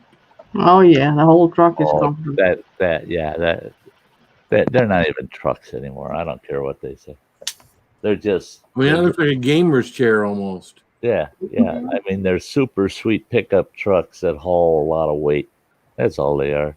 Oh They're not even trucks anymore. Because didn't the old truck driver seats, the back only went up so far. Well, no, They're all I had high backs in mine. The seats were all vinyl. I had high backs with fold down arms. Yeah. You bounced a lot. It was like they were on shock absorbers. You were. Oh, they still do. They still got. But a lot of these rigs are running air ride on the suspension also, so their air ride seats aren't so bouncy. Hmm. And these guys, a lot of these guys just didn't know how to get the air pressure balanced to their weight so that it was a smooth up and down. It wasn't. And that was real fun when he was sitting like this and driving. Yeah. But it was. That's the thing. No air Oh, ride. the steering wheel like was going this too. No air ride on the passenger side.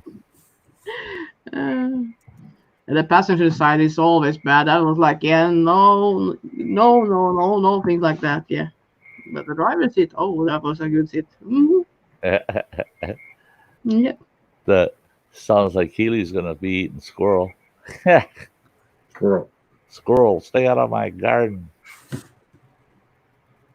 No, be kind with it. I got like 6 little small squirrels. Yeah. Of all the trucks I drove in the past over the road, all except one, all of them were cab overs. That's when that air ride seat is important. Tell you what, you don't want to ride on the front axle of one of them trucks. You talk about a bouncy ride. Mm-hmm.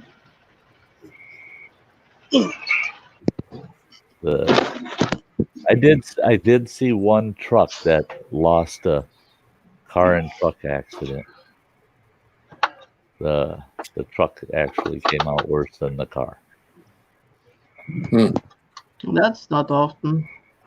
Well, it was because the way that car, the car came in between its front axle and its drivers, and it caused that truck to turn and jackknife. And all it did was it pinched the engine compartment on the car. The passenger compartment didn't get touched, but the truck, when it jackknifed, slid into the ditch. And then it rolled the cab, busted the kingpin off the trailer, and it rolled the cab in underneath the damn trailer. And the car had popped out. So the car didn't get all crunched up, just the nose of it, but the truck got just totaled. UK still use cab overs and I still.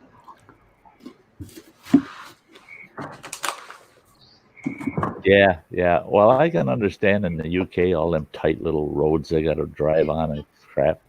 The same with Norway. Norway, a lot of cab overs in Norway. Oh, we can't use like Peterbilt or we have some, but yeah, that kind of cars we can't use that here. It's too big. It's too big. Something is too big. Well, my last cab over was a 1982 Freightliner cab over, and that had a long wheelbase on it, a really long wheelbase. That was a big ass truck, actually.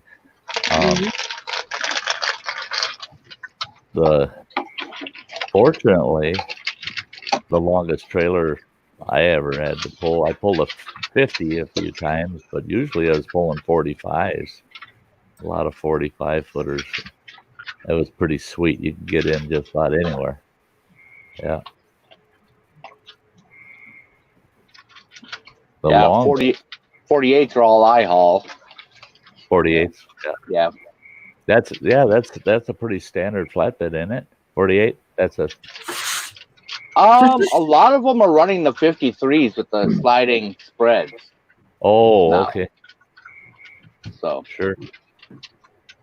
But yeah, this is pretty nice. We got the airlift on the front axle, so when we're empty, it's just got the ones that act, wheels on the way back. Yeah. Yeah, back in my day, there was a lot of guys running single screw rear end with a push axle or else a pull axle behind them, and that's just a free riding axle that's got airlift on it, and you load that truck up and you go to the scale and you just keep adding air to that axle until you can balance crap out. It came in handy. I used to hate it though. A lot of loads I hauled, God, you're always having to slide the tandems on the trailer. You're messing around with the fifth wheel slide on your tractor, trying to get them damn loads to balance out. Yeah. Especially you get on a dock with a goofball dock foreman that they're loading you up with plate glass or something and going, oh yeah, put 2 blocks up in the nose. No, you don't. Yeah, no, because there ain't no way for me to get that weight off of that. Thinking those drivers, no, don't put 2 blocks in the nose. 1 in the nose and then 2 on a setback. Then I can balance it. I used to hate that crap. Used to hate it. Hey, thanks, Spicy, for throwing that up there. That's nice.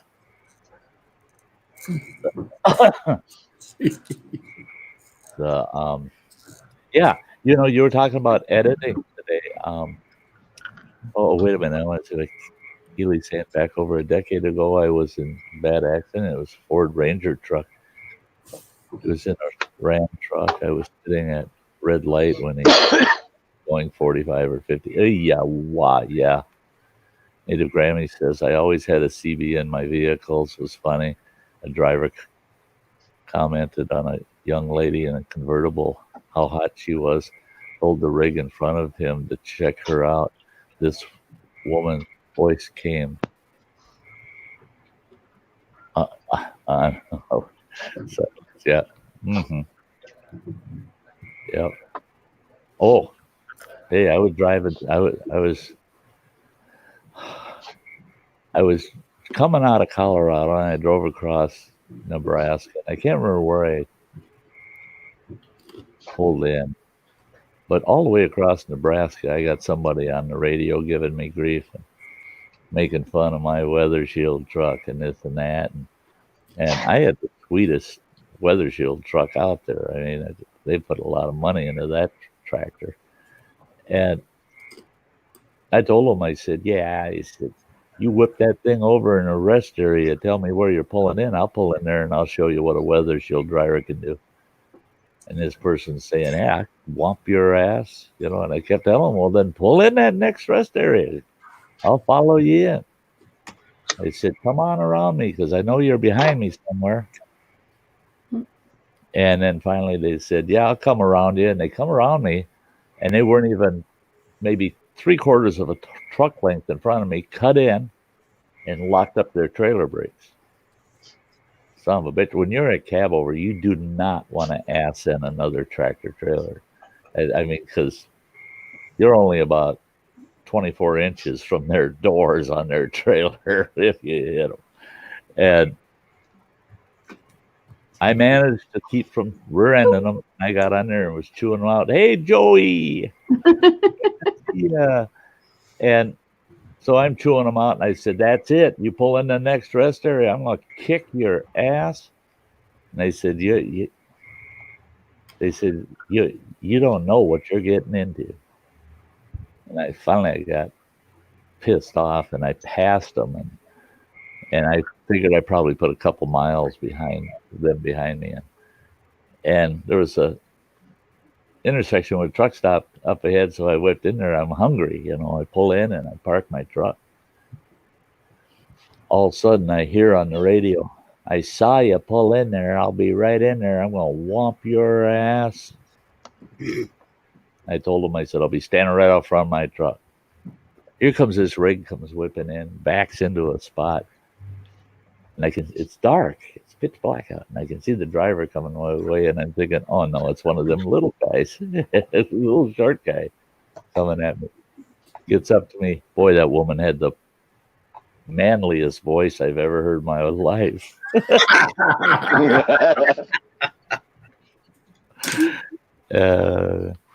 Yeah. And then I started thinking back, oh, yeah, I was calling him all kinds of things that she wouldn't have liked. Right. Yeah. I'm telling you, I kept saying, "I'll bitch slap you," and yeah, things like that. And yeah, she wasn't happy. Yeah, bitches don't like that. No. Yeah, she's going to bitch slap me. Hey, you have a good night, Suze. We'll see you soon again, I hope. Have a good night, sis. I love you, girl. And my dad, even when he was trucking, put a big CV base in the basement at our house. He loved to see how far he could tweak it and get the range on it. It's home playing on it. Yeah. Yeah, I don't know. Back in my day, the CB was a necessity, actually. I mean, you absolutely got a lot of use out of it because we didn't have the modern technology they got today to keep an eye on truckers and that. So we were real busy cheating, and that CV is what helped you cheat. I mean, I got around the scale. I can't remember. It was somewhere in Missouri. I got around the scale by driving down almost 1.5 miles of alley, and I must have knocked over 50 garbage cans, squeezing that truck down that alley. But I got around the scale. And it was all due to the CV. Otherwise, I would have never known I could have gotten through there. I would have never tried it, except this guy told me, he says, "Oh, yeah. He says, I'll get in behind you, and both of us will run that alley together." I figured if I see him and he's coming in the alley with me, yeah, then I'm okay. And, yeah, he was right. Yeah, we got through there. But, yeah, and we used to play games that I'm sure you guys wouldn't have too much luck playing some of the games we used to, but we'd convoy up and pull into some of these little scales. Back then, they had scales still in Nebraska that had wooden decks on them. There's no way in hell you're going to roll an 80,000-pound rig onto that wooden deck. There's no. And you'd get some scale operator that thinks, yeah, I can make you do it. So what we do is we convoy up and get about 6 to 12 rigs together, and we come in there just literally 2 feet between each truck. And we get on the radio and get the way operator on there and say, "Hey, we're all going across one after another. We're not stopping on your scale. We're just going to drive right across it. So you better have a pencil and paper ready." And he'd get on the radio, "No, don't do it. Don't do it. No, that scale can't take that." Well, we know that, Yeah, you have 12 rigs, each weighing 80,000 pounds, rolling over one after another, and that scale's going kaboom, kaboom, kaboom. Truck after truck eventually is going to go crash. And once a truck goes through it, guess what? The state of Nebraska is liable for the damages to that truck because their scale failed. And he knew it, boy. That guy, he'd come running out, and he had these 2 little red flags on sticks. It looked like he's working on an aircraft carrier. No, go to the right, go to the right. Yeah, fuck you. Yeah, And- we get a cheat now. You know, I got, like in my truck, I got the pre-pass transponder. So I come through this little thing over the highway. It reads my little deal on the windshield, and then quarter mile down, there's another one that will send a signal back to me, and it'll light up either red or green. Usually it's a green light that comes on because my transponder sends them all my permits, and they got a little strip in the highway. So like I went over it, and it's like, well, that's within ballpark of legal, and your right paperwork looks good. Keep and going. he gets to blow right by. I think I've luckiest- actually pulled into a scale maybe 3 times last year. Jeez. God, back in my day, the best you could hope for if the scale's open is that you roll in. We had some modern scales. Most of them were Eastern, you know, from central Midwest to the East Coast that were rollovers. You know, you just roll over at a slow speed, about 5 miles an hour. You just kind of roll over it, and it's weighing each and every axle as you roll over. And if it rounds up, if they don't see one axle way off, then you just all of a sudden you get the green light on the pole and off you go. That was the best we could count for. On a full length scale, you'd pull on, and if you were relatively light, well under 80,000 pounds, they'd just give you the green light. But back then, boy, they ripped you a new one. I mean, you pulled over and you were in their shack for an hour or two if you pulled on a full length scale and hit the brakes. Oh, that scale's go bang, ka-bang, ka-bang, ka-bang, ka-bang, just slamming back and forth because you hit the brakes well suspended on that scale, and that scale will just bang back and forth, and you're in the cab going, oh boy, this ain't good. Yeah, and then you get over that big speaker. Park and come inside, driver. No. Which logbooks? Which ones do I take in? Yeah.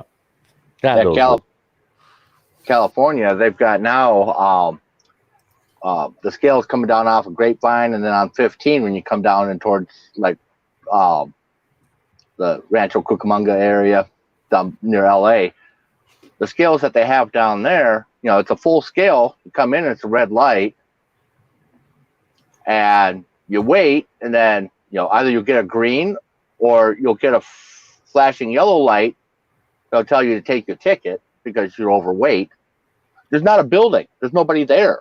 There's no offices or anything. all It's just automated. all automated. You're getting tickets from a computer. That stick and weigh station at the bottom of Grapevine. I pulled in there. I was not overweight by any means. By any means. I had a full 45-foot trailer packed tight full of Barbie dolls. That ain't no weight. There's no weight. Oh, no. I got the yellow arrow that pointed off to the right, which means that you have to pull into the inspection area. If you get the red arrow, that means you pull into the inspection area, park your truck, and you go indoors. Well, I get the yellow arrow, and I'm like, what the fuck? I stopped. Oh, man, they kept me there forever inspecting that freaking truck. And when those guys came out with these, it's almost white, these jumpsuits they're wearing. They're real light tan colored. And them suckers put these light colored gloves on and a pair of goggles, and they're under your damn truck on creepers, looking around, reaching around. They come out and they look at how much oil they got on themselves. And then they start writing you citations because you're polluting. It's a semi truck, for Christ's sakes. That thing's got almost 1 million miles on it. You don't think it's going to leak a little? I mean, I hated that. Oh, God, I hated that. Yeah, that Grapevine one gave me a ticket once for being overweight. I set the brakes right there on the scale, threw my hazards on, and I call up DOT, look up their number and call them up. I'm like, you need to send somebody out here. They're like, well, it's an unmanned station. I'm like, yeah, and it gave me a ticket. I need you to come out here and write down that ticket's invalid. Right. Well, if it gave you a ticket, then you're overweight. I'm like, I'm a flatbedder with aluminum trailer and I'm empty. Mm-hmm. And they're like, yeah. It took them about an hour to get out there. And then they wanted to walk around and inspect the truck. And then they tried writing me a ticket for impeding the other trucks that were going to be coming on the scale. It's like, well, no, all the other trucks have just been going around. Nobody's impeded. They're free flowing, going back down the road. But well, hi, California for you. Hi, Millie. Bushcraft Daughters in the house. Yeah, which state DOT do you dislike the most running water? Oh, I would say Oklahoma. Oklahoma? Yeah, I had a load of they're the ones I had the most trouble from. It was a load I picked up in California of styrofoam peanuts. They just put up a plastic shield on the back of the van trailer, and just blow it into the trailer, fill up the whole trailer, close it up, put their seals on. DOT officer insisted he's allowed to open it up and inspect the cargo. And we had a strong wind coming from the west, and my butt's facing towards the west. I'm like, you don't want to open that trailer. It's peanuts. They're just opening it. He's like, you can't stop me. There's a law. But I'm like, okay, call up dispatch. And I walk away from the truck. He opened up that door. The wind caught that door, whipped it open. That wind went right down that trailer, come back out, and all those peanuts come right out on top of him, blown out across the prairie. He's like, well, you're going to have to get someone out here to clean up your mess. I'm like, actually, according to my company's legal department, you just bought a load of peanuts. Uh-huh. So he said, you might want to call your boss. Yeah. Yeah, they got someone out there, and they're looking at the camera. They're like, why in the hell did you open that? The truck didn't weigh anything. He's like, well, yeah, but it had seals on it, so it was suspicious. Yeah. Yeah. What made it suspicious? The trailer was sealed, but it weighed in as being an empty trailer. Thanks, Dojo. Because the peanuts don't weigh anything. Right. Okay. Running water. I don't know. Yeah, you might remember that. That's nice of you, by the way, Dojo. Just because you can. Some things we don't need to do just because we can. You might remember this story about when I was out on the road. This was back when your mother and I were separated. You guys were living in Minnesota, and I was out there pounding, I run into a guy, and that was, I believe that was in Kansas, and pulled into the scale, and the truck in front of me, he got on the scale. They stopped him right there on the scale. And they announced, because there was nobody behind me, and I thought it worked out because they asked me if I would back up approximately 40 feet. That son of a bitch. So, yeah, I backed up 40 feet. Thought, what's going on? They made him back off the scale because it was an axle scale, and it's weighing each axle. They had him back off the scale, put each axle on the scale again. Then they told him, back up and do it again. 4 times they made him do that. Here comes the DOT officer out of the shack. Tells driver to get out, and I'm sitting there in my truck like, what the hell is going on? And he's arguing with this driver to open up that trailer. And the driver says, no, we don't want to open that trailer. And the DOT officers just played that role that, hey, I got the right to look inside your trailer, and you are going to open it. The guy says, I'll tell you what, if you have the right, then you can open it yourself. I should not have to do it for you then. And he says, and I take no responsibility because you're not even, because he tried to tell him what's in that trailer, and he cut him right off. I'll find out what's in that trailer. The guy's like, man, you do not want to open that door. And lying in there. Pretty much. He opened the one door, got it open. All of a sudden, I'm sitting in my truck. All of a sudden, all I realized was that door went flying open. He landed on his ass, and something really big was going right over him. And here's about a 600-pound hog. The minute he cracked that door open, that hog hit that door and come running the hell out of there. Well, that's why the scales were off. He'd be sitting there and he'd have an axle that would gain 600 pounds, then lose 600 pounds, and then he'd gain 600, and then he'd pull forward. The next axle is doing the same damn thing. That hog was running end for end down that trailer back and forth. And the driver said, well, yeah, it's going to be like a 600-pound basketball rolling back and forth in there, you know? Well, that DOT officer was ripping on him, saying, you can't legally haul that hog in there. And he says, the hell I can. I own the truck and the trailer. He says, I'm an owner-operator. I delivered a bunch of feed to a farm. And I asked them what the hell they wanted for one of them big hogs. And they gave me such a good price. I said, I'll take one because I'm on my way home. And he says, I run that hog up in my trailer. And this guy's yelling at him, you can't. It's not a livestock trailer. It's not properly vented. That guy whips out of his coat pocket. He goes, here's the regs right here. How many square feet of ventilation required to haul livestock per animal? Well, he's got 2 back vents that he opens. If you're hauling like potatoes or things like that, they got ventilation so that you keep air moving through the trailer so that produce doesn't rot. And he's got 2 big vents in the front. Well, the 4 of those combined were double what's required by law for ventilation per animal. He says, I checked all this shit out before I bought the hog. He says, you think I was going to buy a hog and have you guys taken away from me? He says, didn't work. He says, my hog's out there somewhere because there were cornfields there. And that hog ran off into them cornfields. And yeah, I got a kick out of that. It was worth sitting there watching. Trucks piling up behind me and they're on the radio. What's going on? I said, well, there's a driver and a DOT officer arguing about a hog up here. A what? Yeah, they're all. Yeah. And that DOT officer's being just pig stubborn.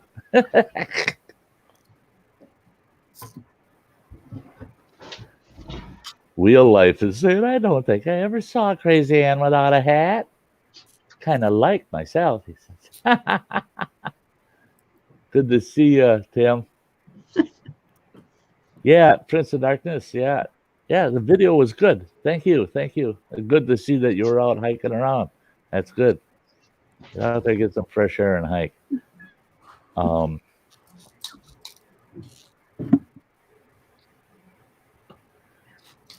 Yeah, that hog's probably still running around in the neighborhood over there. Probably a pretty fat hog with all the corn that was in that neck of the woods. I mean, there's massive cornfields there.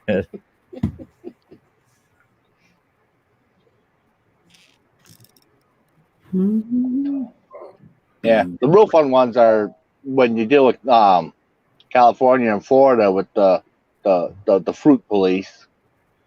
Oh, it's a lot easier with a flatbed, but yeah, they can see what you have. Yeah, but you don't want to haul ag products out of either one of those states or into either one of them. Yeah, I skipped every one of those loads. They even said they'd give me a 25% mileage bonus, if I'd haul that load. No, I ain't doing it. I'm not hauling none of your ag crap back and forth in California or Florida. Ain't happening. I've hauled so many of those spinach loads out of Salinas. Oh, yeah. Oh, I always hated that. But luckily where it was going to hog farms, so they didn't care the condition. It was going there as feed. Yeah. Hog farms and these mushroom farms, they're just going to turn it into slush and compost anyways. The worst, Yeah. I think the worst thing I ever hauled was half a load of blood meal and half a load of bone meal. And that was down in Missouri somewhere where I picked it up. And that plant, that thing was insane. They're unloading. They got 30 trucks full of almost all of them dead chickens. They're just chickens. They're what they called waste chickens. And they're pitching these things. It's just the big cages. They're opening up and pitching these chickens. And they're going down this chute. Well, there's a great big set of rollers down there, several rollers, and it's smashing the chickens, squeezing them. And it squeezes all of the juices out of the chicken. Well, and then that goes through this dryer, and it comes out as a red dust on the other end. And that's the blood meal. And in that blood meal, if you looked at a bag of it, and it says on there that it's like 80% blood, and then the other 20% is meat byproducts and bone. I should think so. But then how they do it, I don't know. Those chickens go through this super high pressure water thing, and it blasts all of the meat and feathers and shit off the bones. And then it sorts it. How it sorts it, I don't know. It knows the bones somehow and the feathers. And it's taking the bones and the feathers and it's grinding them all up fine powder and it's blowing it out the other end of the plant in the next part of the building. And it's coming out as a white dust. And those bags say on there, bone meal does not exceed 10% feathers. I guess, you can only have so many feathers in your bone meal. Mhm. I walked in there and told them, hey, I'm supposed to get a load of blood meal and bone meal. And they're all looking at me like, are you nuts? And I'm like, hey, you want to talk about COVID masks? You need a lot more than a COVID mask in that damn place. They're yelling at me, get the hell out of here. Get out of here. You can't be in here. And I, okay, I get out. And then one of their foremen came out and said, what in the hell were you doing in there wandering around? I said, I want my load. I want to get the hell out. He says, you don't go in there. Not unless you're geared up. If you don't have a full respirating mask on, you do not want to. He says, you're inhaling chickens. he says, you don't want to do that. That's not good for you. He wasn't kidding. For 3 days, I was coughing and hacking up chicken. I mean, I was just, and they loaded it there, but when I got to the other end, they said, oh no, tailgate delivery, you got to throw the sacks down to us. Oh God, that was miserable. I think I had 3 bandanas tied around my face. Oh, that was the worst crap, the icky stuff. Yeah, when I started off, I was hauling ag stuff in Iowa, hoppers, and we got General Mills right there in Cedar Rapids, and had to go down there and get the powdered cereal, all the stuff that falls through the assembly line, right? They, make that into feed. But come out of there and I'd be just bone white, just covered with that dusty powder. Yeah, there's a plant down there by Shakopee that makes the powdered cheese. I used to deliver powdered buttermilk and regular whole milk powdered to this outfit. And all that plant does is it makes the cheese powder for Cheetos. They make it for a couple of big companies. Frito-Lay is one of their biggest. When I went in that place, I'm standing in this room looking through this big plexiglass panel down there in the plant. Oh, it's nothing but orange dust everywhere. And this siren goes off. And they're all heading to this break room. And then here comes these 4 guys out, and they all got these big brooms. And they're sweeping that whole place. And they got grain scoop shovels, and they're shoveling it up and pitching it back into the hoppers. That goes on our Cheetos. And they're sweeping the floors and pitching it back in the hoppers. And I asked them, I said, that ain't right. And they said, well, they're all wearing those booty things, we got to wear protective gear.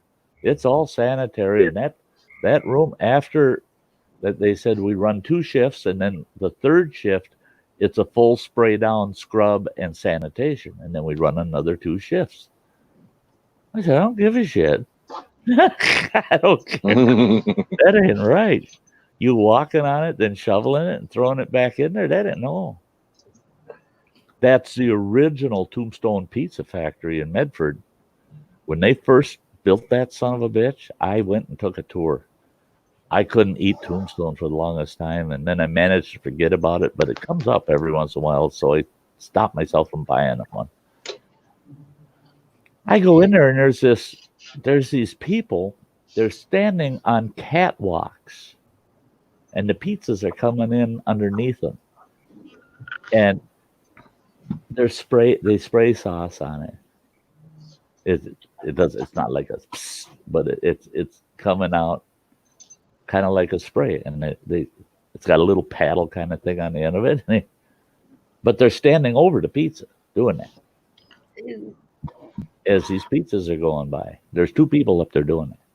Well, then the next section, there's people leaning out over it, and they're putting pepperonis on, and they got these chute things. They just pull a lever and it drops. So it drops another kind of meat on it, and it gets a little further down, and there's people on a catwalk again, and they got these conveyor belt things that come over, and it partitions the cheese into the accepted weight, and those people are leaning over the pizzas, and they got this tube thing, and they just hold it over, and they go, and it dumps the cheese on the pizza.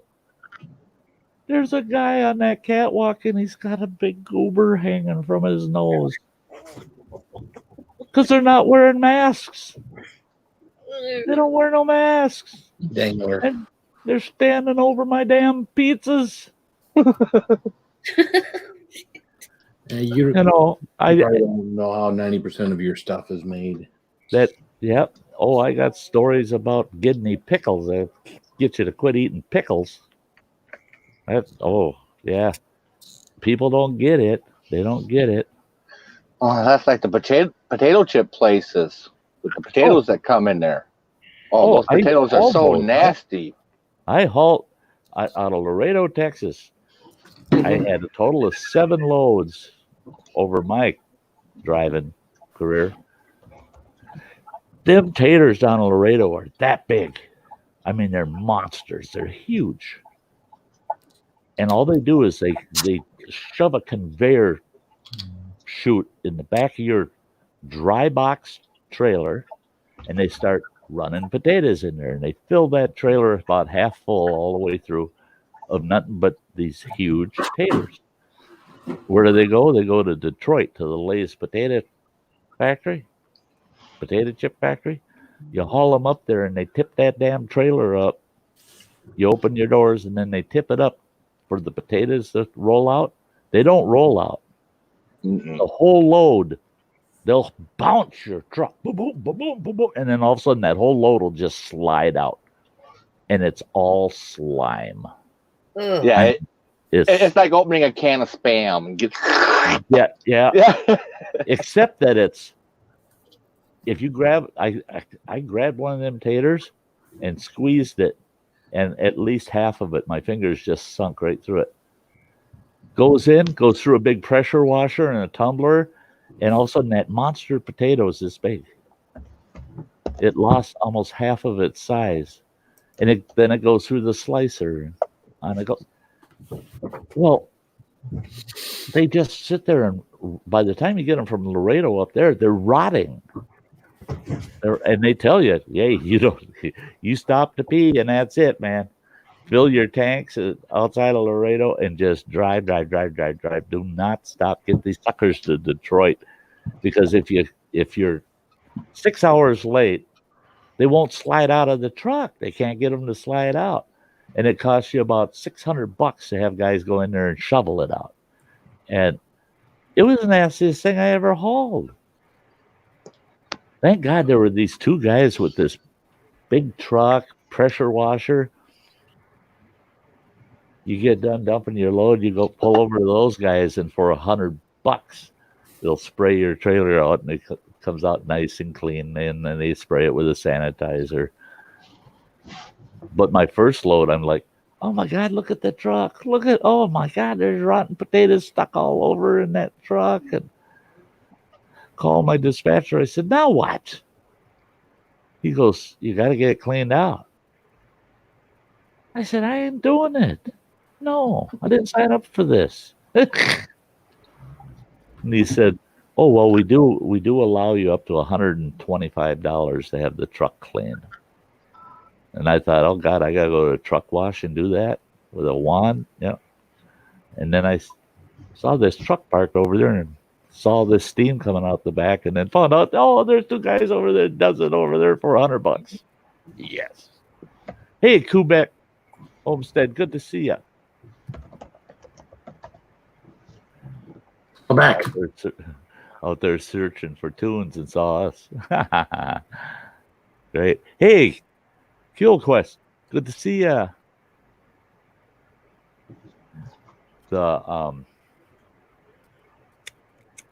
Yeah, I'd say probably the weirdest load I had was one. It picked up in just outside of Dallas, went into San Francisco, and on the bills for the destination. From Texas to California anymore. It's the other way around. Oh, well, we are talking about people. I'm sorry. Well, on the bills for the business I was going through was just PC. Yeah, it had the address, and we had directions on what road to come down, and you can back in. It wasn't until I get there and I get backed up and hop out to open up the doors, get to see the PC stood for pleasure chest, and what was inside was 8 of these big Gaylord size tanks full of KY jelly for their wrestling pit in this adult entertainment club thing. All right. Yeah. They pulled it off, and as they're pulling them out, they're hooking them up to these hoses. So they're like, oh yeah, it just pumps right in. It's like, we got a fire hose, and then we can just spray out the whole ring. Oh. It's like, yeah, have fun. Just sign here and yeah. Take this off my hands. Hey, Jason, you took your Jeep out for the first ride of the year. That's cool. Fun. Hey, Jimmy Pickles, good to see ya. Hey, Jimmy.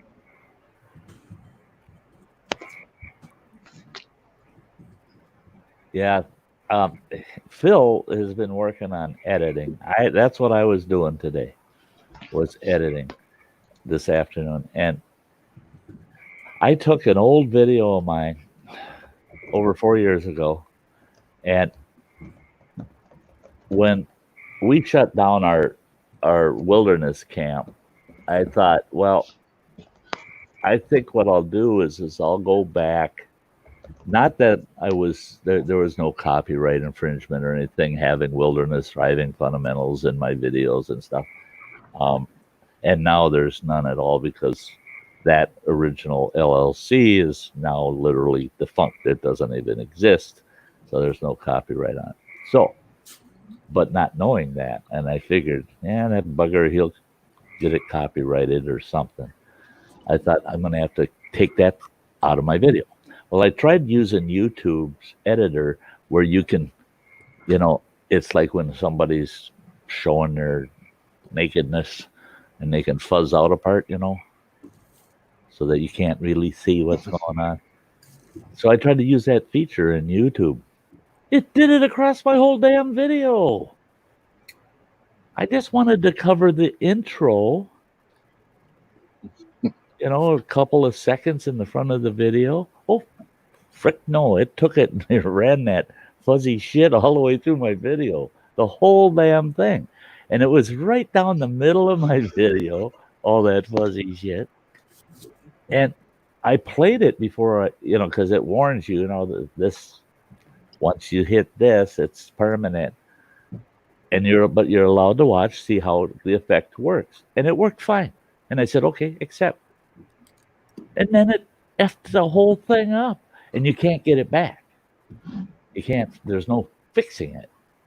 So I went and I found the original footage for that stupid video this morning. That came across it, and I'm going, that's the one that screwed up.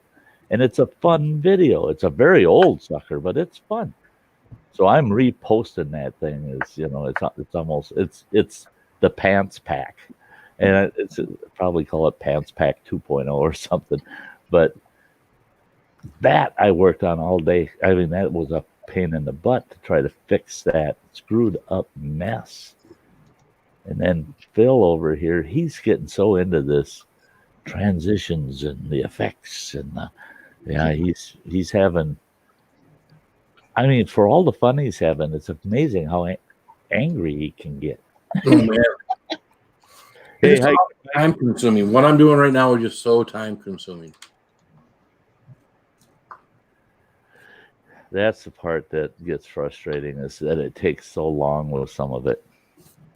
You start doing your stuff, and next thing you know, the time, your time was all gone. I work again. I'm back to working 5 days a week. So, you start working on it. Next thing you know, your time's up. You got to do something. There's something else you got to get done. And it's like, I'm not getting this done nowhere near as quickly as I would have liked to. So, we'll see, though. Yeah. Hopefully everybody likes it, and it goes beyond just, the normal 200-300 views I get on a video. I'm making it for everybody, not just for our people, but for everybody. So. Boy, I feel for you. I totally understand. I get it. But when you say, the 200 plus videos that I normally get, I'm going, I'm lucky if I hit 100 on my videos. I'm lucky if I get 100 views on a lot of my videos. And I've had a channel for 5 years. Right? And and I gave up with all the twerking and all the advice on, hashtag this and do that and do this and do that, and it'll get out there more and this and that. I did that on a few, and it made it worse. I got fewer views. It's like you were saying, sometimes you wonder all the work you put into it, and then all of a sudden you don't get the views you normally do, or just get it, just the normal. But you put so much time into it. And yeah, it's crazy. Hi, Carolyn. Hugs, girl. Hey, girl. That's like that last video I just posted, Phil. Mm-hmm. That was all done voiceover. Mm-hmm. I sure like using Filmora for that voiceover. It works so much better than stuff I used in the past. Oh, that's what I got on all this. So I go in, I put a picture in, and then I am taking video from my YouTube channel of me doing a particular challenge. So I'm taking a video using Filmora to copy the video, to copy the section I want to, put it over there, edit it down to the right size, then do the voiceover. I'm doing 10 sections like that. And of course, you got to have the transitions all in there, and you got to have the resolve in between each and every little you edit and shit, and it's just Yeah. One thing I kind of found out today, easier for me if I got a soundtrack. I'll load all my media into the Filmora studio, and then I'll pull my soundtrack, the audio, or background music, or whatever it is, and I plug all that audio in first. Then I drop my media on top of that audio, because if I drop my media and then try to put my audio in, it wants to push all my media down the stream. And you got to pull all that back all the time. Pull it back because you're adding music clips in, and it's pushing the video clips in. And that's such a pain in the butt.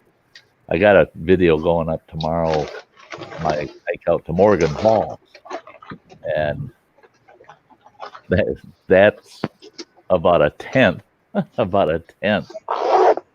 the raw video of that hike in there. I kept cutting stuff out, going, I don't like that. Cut that out. Transition this, and then I don't like that either. Cut that out. Yeah. Oh, if a person allowed themselves, you could spend a good 2-3 days just on one small video. Just working up on one small video. Well, I'm just right now. See ya, Nicholas Green. Yeah, right now I'm just trying to get the voiceover in with the video and get that all done. And then, like I was telling you before, I'm going to bounce that. I'm going to save that, bounce it out, and bring it back in, and then add all my other stuff, my beginning, my ending, and everything else, so I don't screw it up. Okay.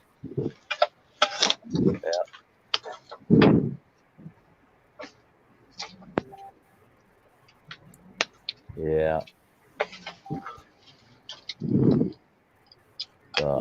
Quebec Homestead, I mean, it's good if you're cutting out. I mean, because bottom line is people's attention spans are short. You know, I see a lot of videos, and I wonder, you know, with mine, I see a lot of people's videos where it's like, you know, you got 5 seconds, and then 5 seconds, and then 5. It's like a minute is like 20 clips of something. You know, even your guys that sit here, like Nick Nimmin and guys that talk about YouTube and things like that, it's like there's 5 seconds or 3 or 4 seconds of them at this angle, and then 3 or 4 seconds of this, and then they're close, and then they're back, and then there's, you know, an outside piece of footage. I mean, it's constantly, the screen is almost like constantly doing something.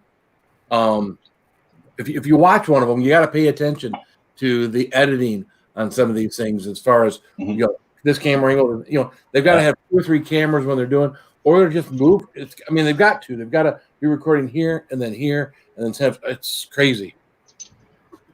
But if you got a channel, the bigger channel, then I guess you can afford more equipment to be doing all that stuff too.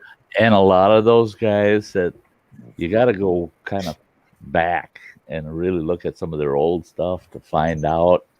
But a lot of those guys, they got support staff, by the way. Oh, yeah.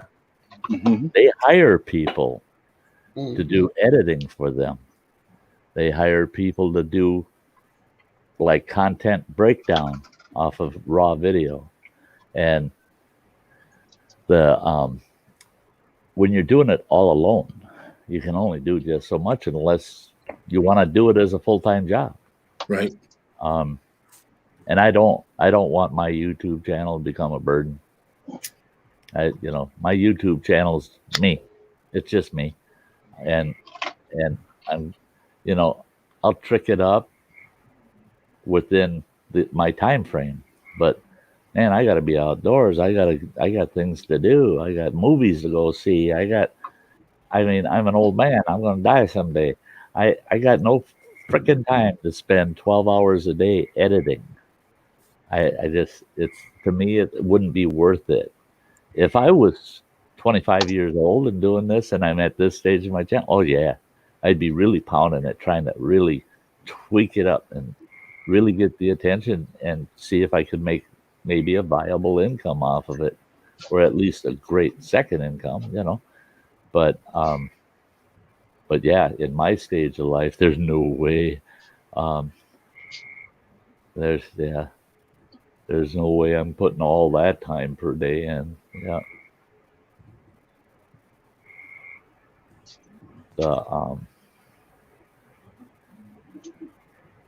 Yeah, I've been working with my laptop, getting it set up for like when we work on your mandolin. I'm planning on having it set up with like 4 different cameras, but having the audio, time and video all synced up on all 4, so it's easily the switch. Just click, click, click, and everything will still line up. Yeah.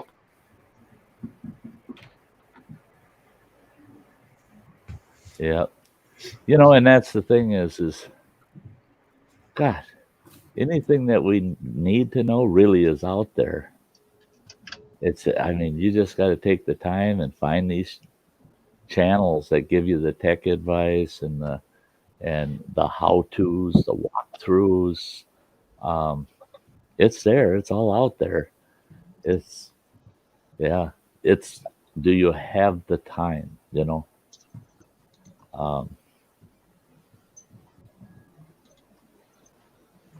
Yeah, full-time momsteader and a part-time creator, around 20 hours of editing and filming a week, not counting live streams. Yeah.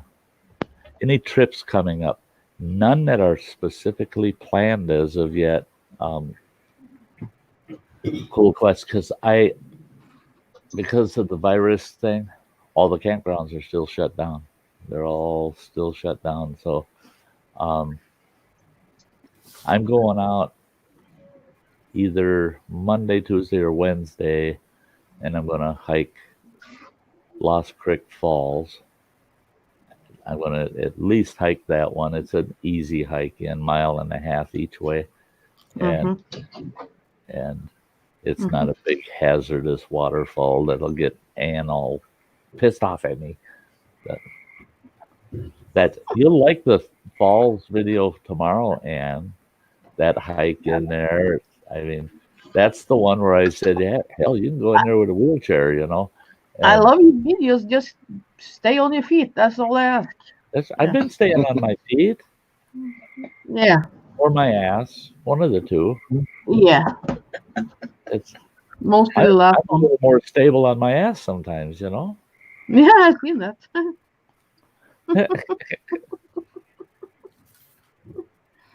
Yeah.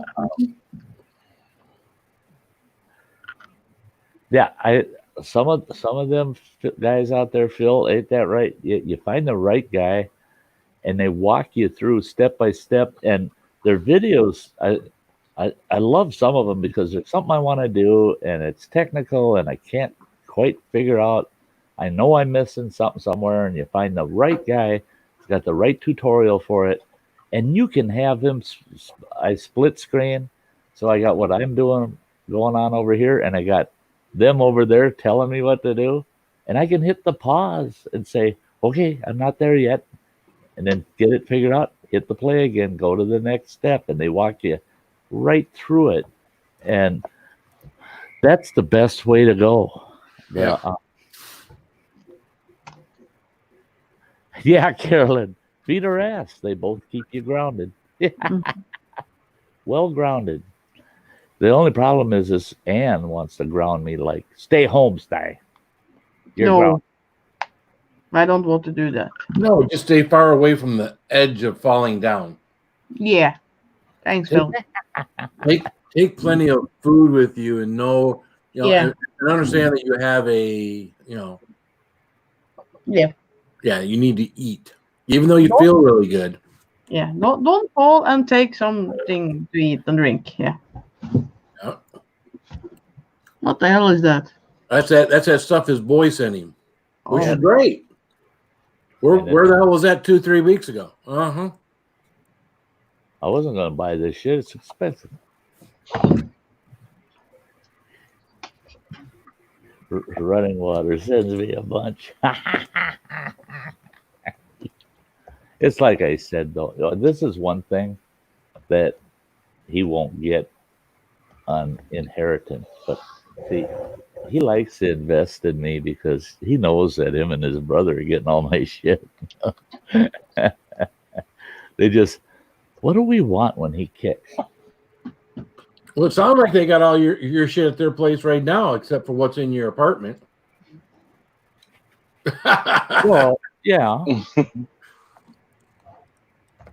Yeah. Shelving unit is on my to-do list for your corner of the shed. Oh shit, that means I gotta go through all them bins, don't it? No, it's just that I was going to put some shelves in there so we can stack them up higher without worry about it collapsing on you. Yeah, it'd be nice if it could get that stuff right up to the ceiling level. Yeah, I figured, 2 extra tiers. L in an L pattern in there, and then I got room for some more shit. Yeah, because I I want to put a partition wall in there. Right. Also, then so that stuff separate. Yep. Yeah, so I'm not covering your stuff with my sawdust. Yeah, please. Because once you croak, then I have to deal with sawdust on all my new stuff. Yep, right. You're damn right you will.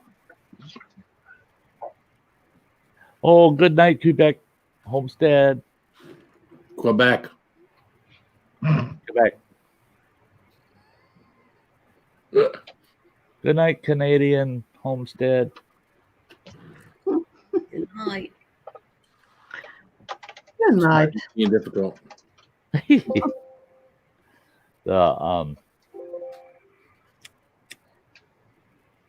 Yeah, we're supposed to be talking about food. I knew damn well that if I did a stream dedicated to dinner, to food, let's cook outdoors, nobody talk about food. Nope. Well, I mentioned my dinner earlier on what I cooked for dinner. Hey, you can't blame us that you've been sitting over there talking about semi trucks for the past 2 hours. Yep. They haul our food. They haul our food. But, yeah, I have a really hard time with that topic about kind of joining in, With which one? My experience of semi trucks is very limited. Never been hit by one, eh? Nope, never. That's good. That is good. I try to do it at least twice a year. I was next to a semi truck one time with my car when my right front tire blew out at about 65 miles an hour. It was everything I could to keep that car on the road and not wind up underneath that thing. Oh, that looks good, Anne. It's like a pasta with, is that sausages diced up in there? Oh yeah. You don't dice. Oh yeah, she says. Oh yeah. Oh. Well, I talk about food. I can send you some food pictures I made like last week or something. Yeah. Oh, that one really looks good. That's a stew kind of thing. Mm-hmm. Oh, stop it. Stop it. That's not. Oh, look at that's a soup or something. Oh my God. Now you need to stop it because that's not cooked over the fire. No, not over fire, but I want to eat. you can make this over the fire. I could, yeah. Oh my Yeah. God, she just keeps sending them and sending them. I'm not going to be able to look at them all. Oh, the bacon and the beans with the sausages, the wieners, hot dogs. I don't know. There's something else under there, and there's sliced tomato. Oh, Did I send something to you now, Phil? I don't know. Send them is that a bread of some kind that's kind of under there? All right, that's it. Stop that. Stop it. Stop it. It's food. It's food. Yeah. That looks damn good too. It's food porn. It's Well, it's some kind of porn. It's food porn. It definitely is. I've never heard Sty go so ooh. Ooh. Oh yeah, he does that with food. Yeah. What's for dinner on the first night of camping, canoeing, and hiking? For me, it depends on the trip, but first night, if I can, my first night steak. I always want to have steak my first night out. I want to cook myself a really nice steak. And I feel ambitious. I want to make some fried taters with onions, Here's some different food, Sty. Quit sending stuff. Oh, look at that.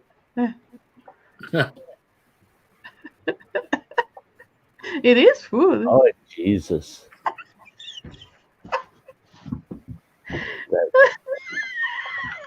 But she's sending dirty stuff. That's sick food. Yeah, you can say that. She's sending dirty stuff. Yeah, Carolyn says steak. Yeah. Okay, Phil. I tell you what, I'm sending dirty stuff. I just love steak done over an open fire. Take a look, Phil. Ah, It is food. Did you send them what you sent me? Yeah, the last one. Yeah. Yeah, that's dessert, Phil. jeez. Yeah, geez is right.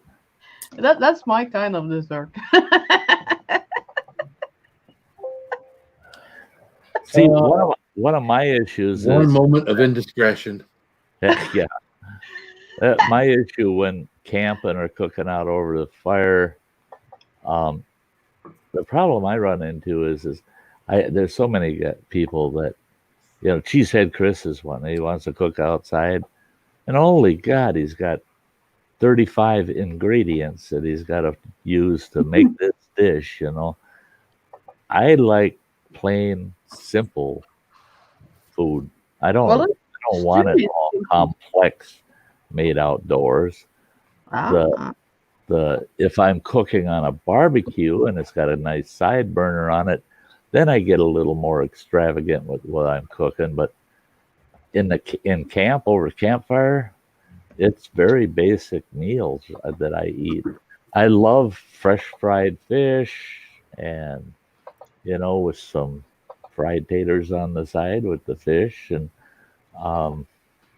my breakfast, I like fried eggs or scrambled eggs, or just a scrambled egg, just an egg scramble that's got hash browns and ham and that kind of stuff mixed into it, or bacon, lots of bacon. That's the kind of food I prefer. And everybody keeps telling me, "Oh, Sty, you need to make something that's real extravagant and this and that." To me, that's not what I eat outdoors. For crying out loud, I'm not going to make a souffle out in the frickin' campground. What the hell? That's hard, I think. Meat and bark and bugs and grass and dirt. Yeah, it's got to be something that goes with bugs and grass and dirt. Yeah. Pine needles and shit, Yeah, right. Ashes, yeah. Didn't you talk, or was someone talking about something about with pine needle tea or something? Oh, we got on that conversation one night. Yeah. Oh yeah, I usually drink pine needle tea when I'm camping. It's good it's high in vitamin C for one thing. There's a lot of other nutrients in it, but you got to be careful. And what I do is I go through wherever I'm at. I go through and I harvest some needles off of all the trees I can, and I bite them, taste them, and if they're bitter, skip that tree. I find a tree where when I taste it, it's not bitter, and if it's not bitter, it makes awesome tea. Yeah. All of it, all the pine are good for you, but some of them don't taste as good as others. And whatever you do, know what the hell you're harvesting, because I knew a guy that harvested juniper and made tea out of it and just about killed himself. You do not want to make tea out of juniper. Nope. Where to buy shaga? It's all over Amazon. Is it? Yeah. Just go to Amazon and search for shaga, and you get powdered, you get chunks, you can get cubes, you can get ground, you can get tons of it. Sounds like Sty is distilling gin with his pine needles. Yeah. Yeah. See that distilling is another thing. As long as we got liquor stores, I don't need a still. Right? Yeah. Probably would cost you more in many cases to buy all the Especially equipment. in small volume. Yeah. I mean, it really is. Unless you're, piecemealing a still together, you take an old large pressure cooker and you're modifying and you're making your own still.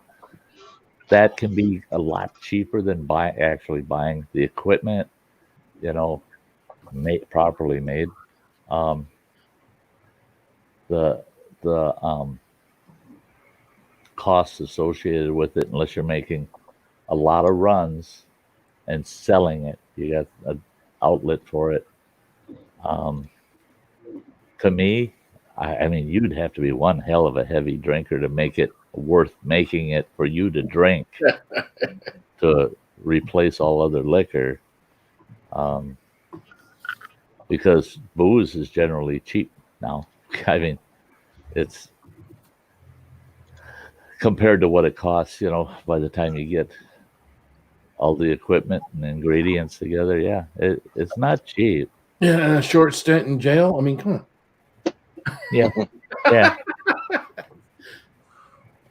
Well, no, Yeah, all you got to do is rub your eyes and sneeze and cough a lot. They'll let you go. Right? Nowadays they will. Yeah, I had some friends down in Iowa that lived like a block away from us that they made wine. In theory, because they were making it so that they wouldn't have to buy alcohol. That they were making their own alcohol.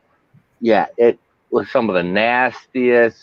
It tastes like it was strained through a dirty jock strap. It just this harsh hooch, like, ugh. Like prison. I don't know. I think the prisons would be better. Uh-huh. But they'd be sitting there drinking it by the mug full. It's like, no. Well, I got 2 bottles of wine from your sister and her honey that his dad had made. 1 bottle, excellent, nice and sweet. It wasn't sharp. It was really good. The clarity is awesome, just clear as can be. The other bottle, crying out loud, the bottom close to 1/2 inch looks like applesauce, and all the dregs down in the bottom there. Yeah, not properly filtered before they put it in. And that one, when I tasted it, was starting to get vinegary. I mean, it was right on the edge. Another few months, that would have been vinegar. That's all it would have been. And a lot of people, they make homemade wines and they brag about them. But I always say, the maker of the wine, I don't want his opinion. The drinker of the wine is the person I want the opinion from. I want someone to say, so-and-so, God, he makes excellent wine. That wine is so sweet. It's so good. Well, then, okay, I believe that shit. But if so-and-so came to me and I hadn't heard from anybody else, said, I make the best wine. It's the best wine. You should buy a bottle. No, not yet. I want to hear somebody else's opinion first. Yeah.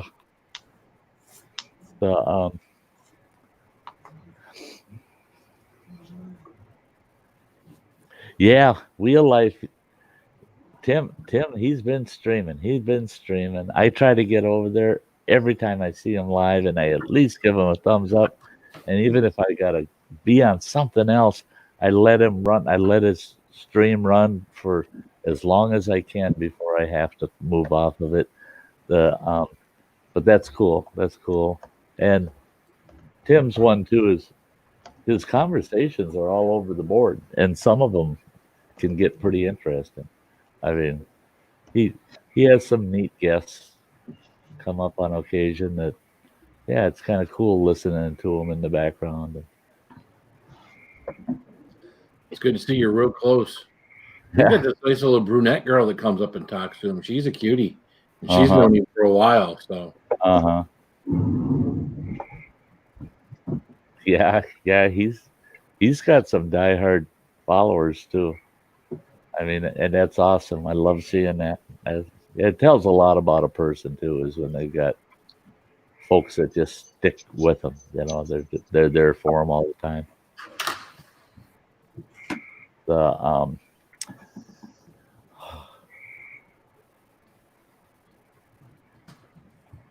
not counting twice today, it was 151 left.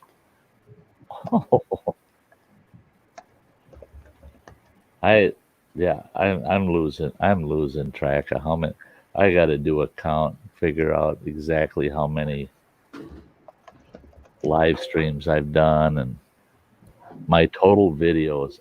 You ever notice that with YouTube? Under one feature, it'll say X number of videos. Under a different spot, different analytics spot, it'll say X number of videos. It's different. Well, now, which is it? And then, when you got over 500 videos, I'm not going to count every one of them damn things to figure out which one of those numbers is correct. One will say 536, the other will say 552. Which is it? I think it has something to do with the playlist that you're in. I got a feeling that something, like if I have a challenge video that I do, I put it in all, and I put it in challenge videos. So I think on some count, it counts as two because it's in two different playlists. And then I have lives that go in all lives, and sometimes there's a challenge and a live. So I've got three playlists that goes on. Right. I've got So this one, there's only two playlists. No, there's three. Oh, yeah, right now there's only two playlists. Okay. This game goes on, but Thursday night and Sunday night, each one of those go on uploads, live at the Sty Shack, and whatever stream it is. So goes on three playlists. My Thursday and Sunday night stream. Hey, you have a good night too, Carol. Take good care of yourself, girl. Hugs, hugs, hugs.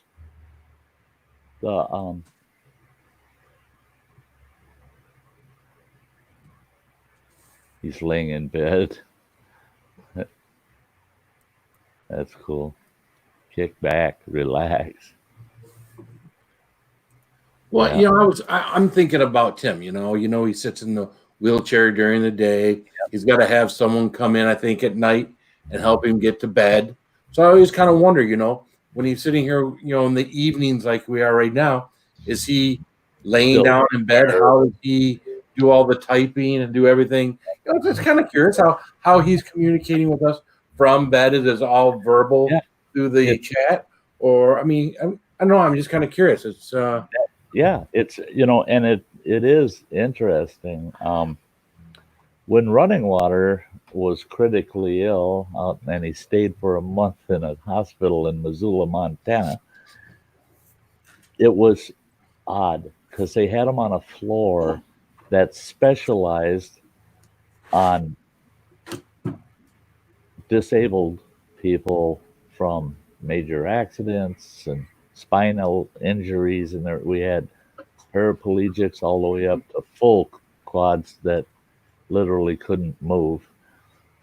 And they had this big day room, and they were allowed to smoke in there. And boy, I got to find out a lot of what. So when I met Tim, it was just like, yeah, he's like one of the guys from there. I mean, these guys were such an assortment of different guys with all these same kind of issues. They're stuck in chairs. We had one guy that he was stuck. He had to stay laying flat, face down on a looked like a gurney, but it had these really tall wheelchair wheels on it.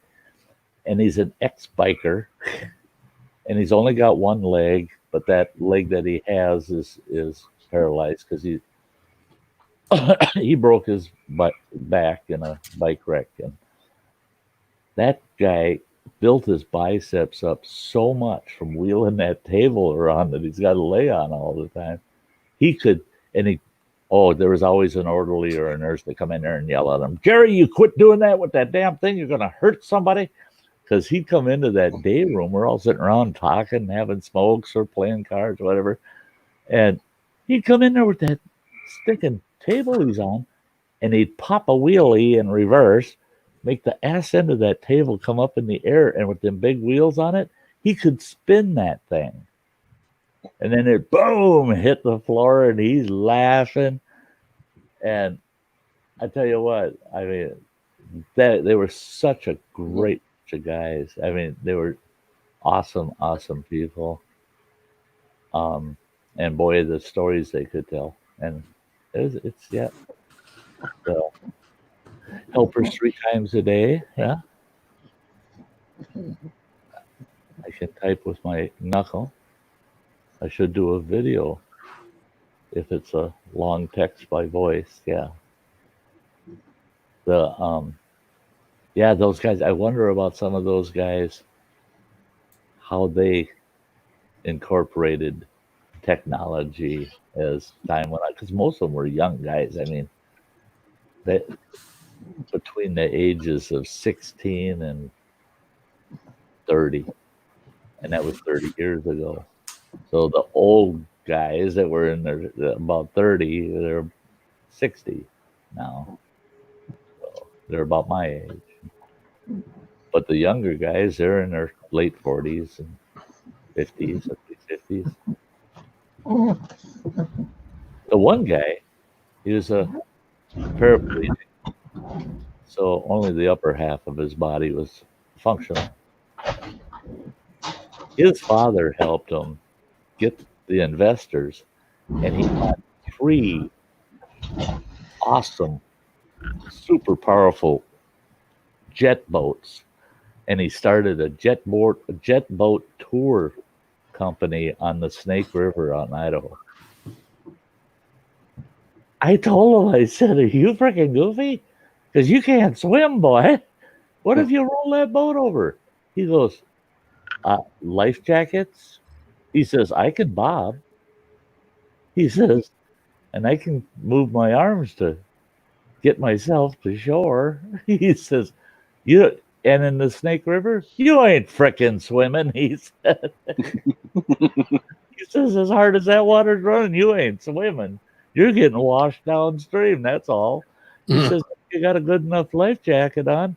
He says, you don't have to use your arms or legs. Just go for the ride till you get to calm water, and somebody will fish you out.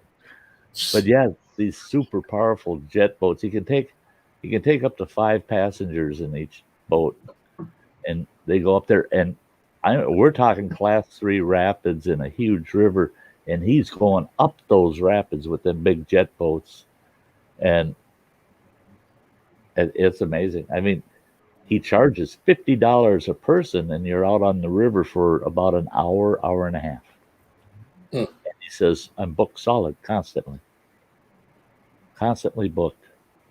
He said that's the best $50 most of those people say they've ever spent. That they said it's better than any carnival ride they've ever built. Tell you what, don't mess with Mother Nature. I can swim, and I don't want. I wouldn't want to get in a boat with him. Yeah. So I always tell people, yeah, I like how Tim said that. Anytime, Phil, I don't mind questions ever. I'm an open book. They are. I mean, I was in it. I was lurking, hit the thumbs up, and just hanging back and just listening to the conversation. He had another individual on the stream with him on the panel, and they were talking about ass care. You know, how do you take care of your ass when you have those kind of disabilities? Because it is a concern, and it is an issue, and they have processes and things they do go through that the rest of us don't have to endure, and these guys are so cool about it. I mean, they'll answer any question you want to ask them. And it's nice. I think where Phil was going. It's nice to get to know them and what they have to go through personally, because because then things start to make more sense, and you understand their predicaments and the things they have to go through better. Yeah. Yeah, it's normal life for us. We all poop some, a little different. Yeah. Even the queen poops. Uh-oh. Well, it's funny because you got UK fans are going to beat me up. Yeah. The queen does not poop. No. There you go. I'd love to open the bathroom door and catch the queen sitting on the crapper. You poop. Well, you got someone like Tim who's got obviously a disability that makes it difficult to do certain things. I've often commented to other people. You see someone that's 500-600 pounds. You say to yourself, "Well, how are they cleaning themselves?" Right. There's no way that they can reach their backside. Right. Unless they're reaching their backside from the front side. I don't think they're doing that either. It's just like you straddle the towel and one of those really big beach towels. Yeah, but then you got to wash it in the washing. Oh yeah. Oh, sure. Yeah, right. Well, same thing you do with cloth diapers. You cloth diapers either.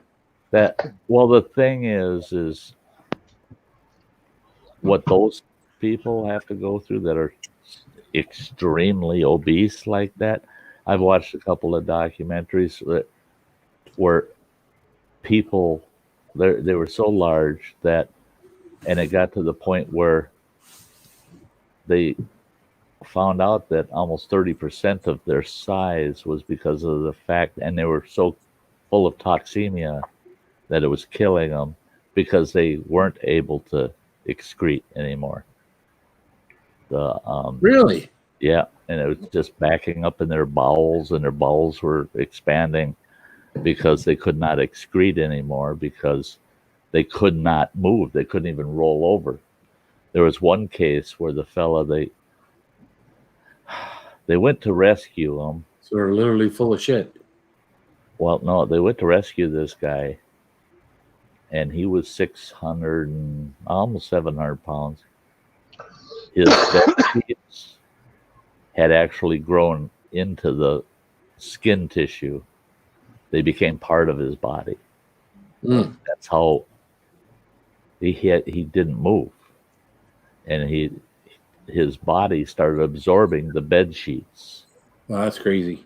And they tried everything with him, and they said that they spent like 9 months working with him, and then he passed away. And they said 8 of those 9 months they gave to him because within a month he would have died where he was. The 8 months of that 9 months after they found him, they gave to him because he would have never ever made it that far. But that's terrible, and you wonder about folks like that. And I, what always hits my mind is their emotional state, the worries that they got to live with 24 hours a day. I mean, that's one of those situations where if you're going to feel helpless, like, what is the answer? What could I do? It's too late. Like, I've gone over that. You've gone over that point where you got to, and it's just like, I'm just biding my time, because there's no fixing this. I worry about that with those folks, It's bad enough that they ended up in that condition, but then, and then this one documentary was saying that the majority of those people keep getting larger and larger due to the enablers. That's what I'm sitting here wanting to say. Yeah, I mean, I've watched that My 600 Pound Life thing a few times, and it's like it's always someone enabling them. Yep. It's but it's as much their fault because when they don't get what they want, they get all angry and mean and nasty with their enabler, and their enabler is like, well, fuck it, I'll just give them what they want, and that way they're not screaming and yelling and being nasty to me. Well, then guess what? They're training you to get them what they want when they want it, and if you try to help them out by not getting them, then they just get mean and nasty with you again, and they know how to train people. They're not necessarily thinking that they're training people, but that's exactly what they're doing. Right. Yeah. Well, and what I found interesting with a lot of those cases is, they found that the reason they get to a certain point where they're gaining weight because they're actually malnourished, that they're no longer taking in enough calories to support their mass, so their body goes into starvation mode and starts holding on to everything they eat. So they just continue to gorge. Yep. And they just keep gorging to build on more fat reserve. Even though their body doesn't need it, the body thinks it does. So they're constantly feeding that fat reserve. I watched one where it was a young man. He was in his early 20s, and he was working a lower middle class job, and almost every penny of his was going into feeding his mother. And they were working on him because they said that if he can break the habit of being that enabler, maybe they can bring her situation a little better under control. And I was amazed. He in a sense, fall off the wagon. She'd say, hey, where's my ho-hos? And he'd say, no ho-hos this week. Oh, and she'd, like Phil said, she'd have a fit, call him everything under the sun, wish you were never born, blah, blah, blah, and making him feel so damn bad and guilty and everything. And he walked in, and this counselor that's working with her, he walked in, looked that counselor in the face. I couldn't believe what he said to her. He says, look at what I got. And he's got about 8 bags full of food. And it's all Hostess snack cakes. It's all fat, salty, sweet, nasty stuff. He goes, look what I got. And she goes, oh my gosh, do not let your mother have that. And his mother's reaching for it. Hey, let me see what you brought me. And he said, for the last 2 weeks, I've been doing what you've been telling me to do. And he says, I've never felt so hated. I've never been so mistreated. He said, everything that comes out of her mouth hurts me. And he says, so I brought her something to stuff in that fucking mouth and she can shut up. Wow! Now you got 2 people with huge emotional issues to deal with, right? And I felt bad for the kid because he had gotten to that point where before he was feeding her out of guilt, and all of a sudden he turned into, I'm feeding her to shut her up. I don't want to hear it no more. I'm just going to feed her to shut her up. And that's what they do. Had to feel bad for both of them. I mean, Teresa, sweetie. Big hug. Big hug, big hug.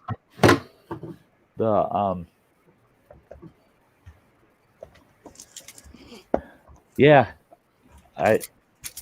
Phil over there has to go to work. No, you don't work tomorrow, do you? Nope. Oh, no wonder you aren't whining. Whining? Who whined, huh? I gotta go to work. Yeah. No, I'm good. I gotta go to work. Yes, Teresa, you always stay safe. Now tomorrow night I'll be whining around this time. Yeah, I got another stream tomorrow night for crying out loud. I'm not working for a couple days either. You're down till Monday? Actually, until Tuesday. Till Tuesday. I got here a little faster than they expected, just so so I can convince them to give me 2 days of layover because I'm sitting here doing nothing. There you go. So, yeah, $200 a day to play PlayStation. Ah, shut the hell up. God, I feel so damn sorry for you. You work so unhard sometimes. Mm. But Well, I do have to say, some of his loads, he really busts his ass. He come home a couple trips ago. He come home and how many railroad ties did you have there? 8 of them? 5, 5 of them. 5 And or these 6. Yeah. These are full size railroad ties. They're the old. They've been used, and there's. I mean, these suckers, they creosote treated the shit out of them. The bastards weigh about 250 pounds apiece. He's moseying around, and his little brother's like, well, come on, let's unload these off your trailer, off the semi trailer. And he's moseying around taking his sweet. You could tell he don't want to do this shit. He gets up there and he lifts one end up and he's sliding them off of the truck. And I looked at his little brother and I said, why is he doing that? Why isn't he just lift it up, flop that son of a bitch off, and let his kid brother deal with it when it gets on the ground? Now he comes down off that truck and he's just slow and he's picking his end up and telling his brother, come on, pick your end up. And I was lucky. He's got this 4-wheel garden cart with the inflatable tires, looks like a wagon, but it's a flatbed.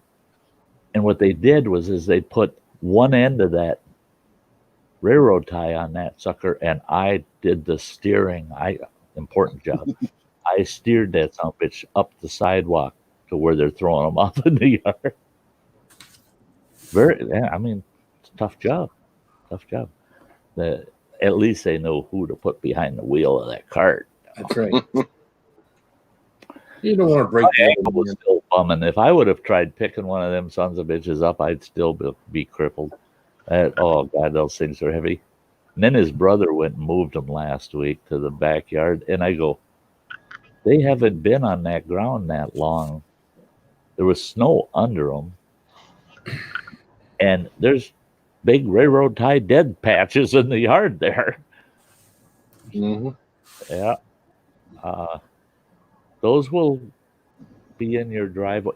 Hey, when you put those in the driveway there, you're going to run them parallel off of the garage door, right?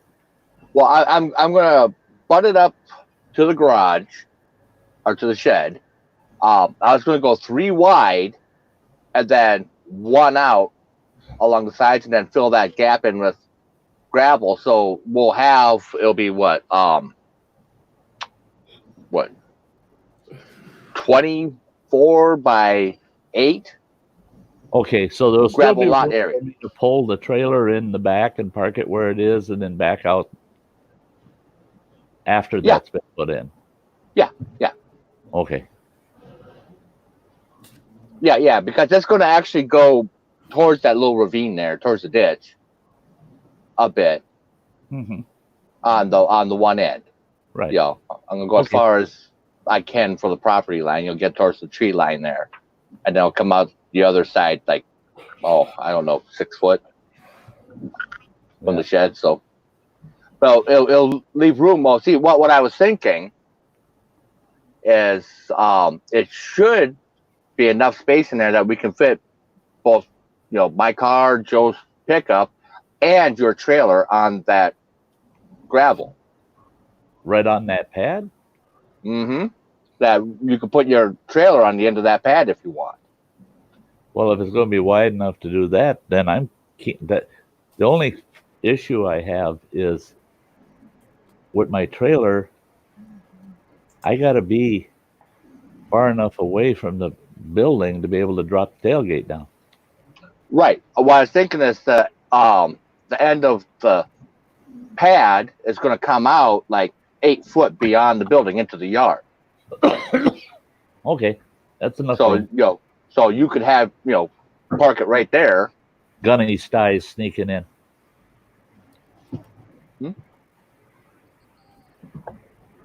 Well, he hadn't shown up yet tonight, so I thought, you might come up with hats.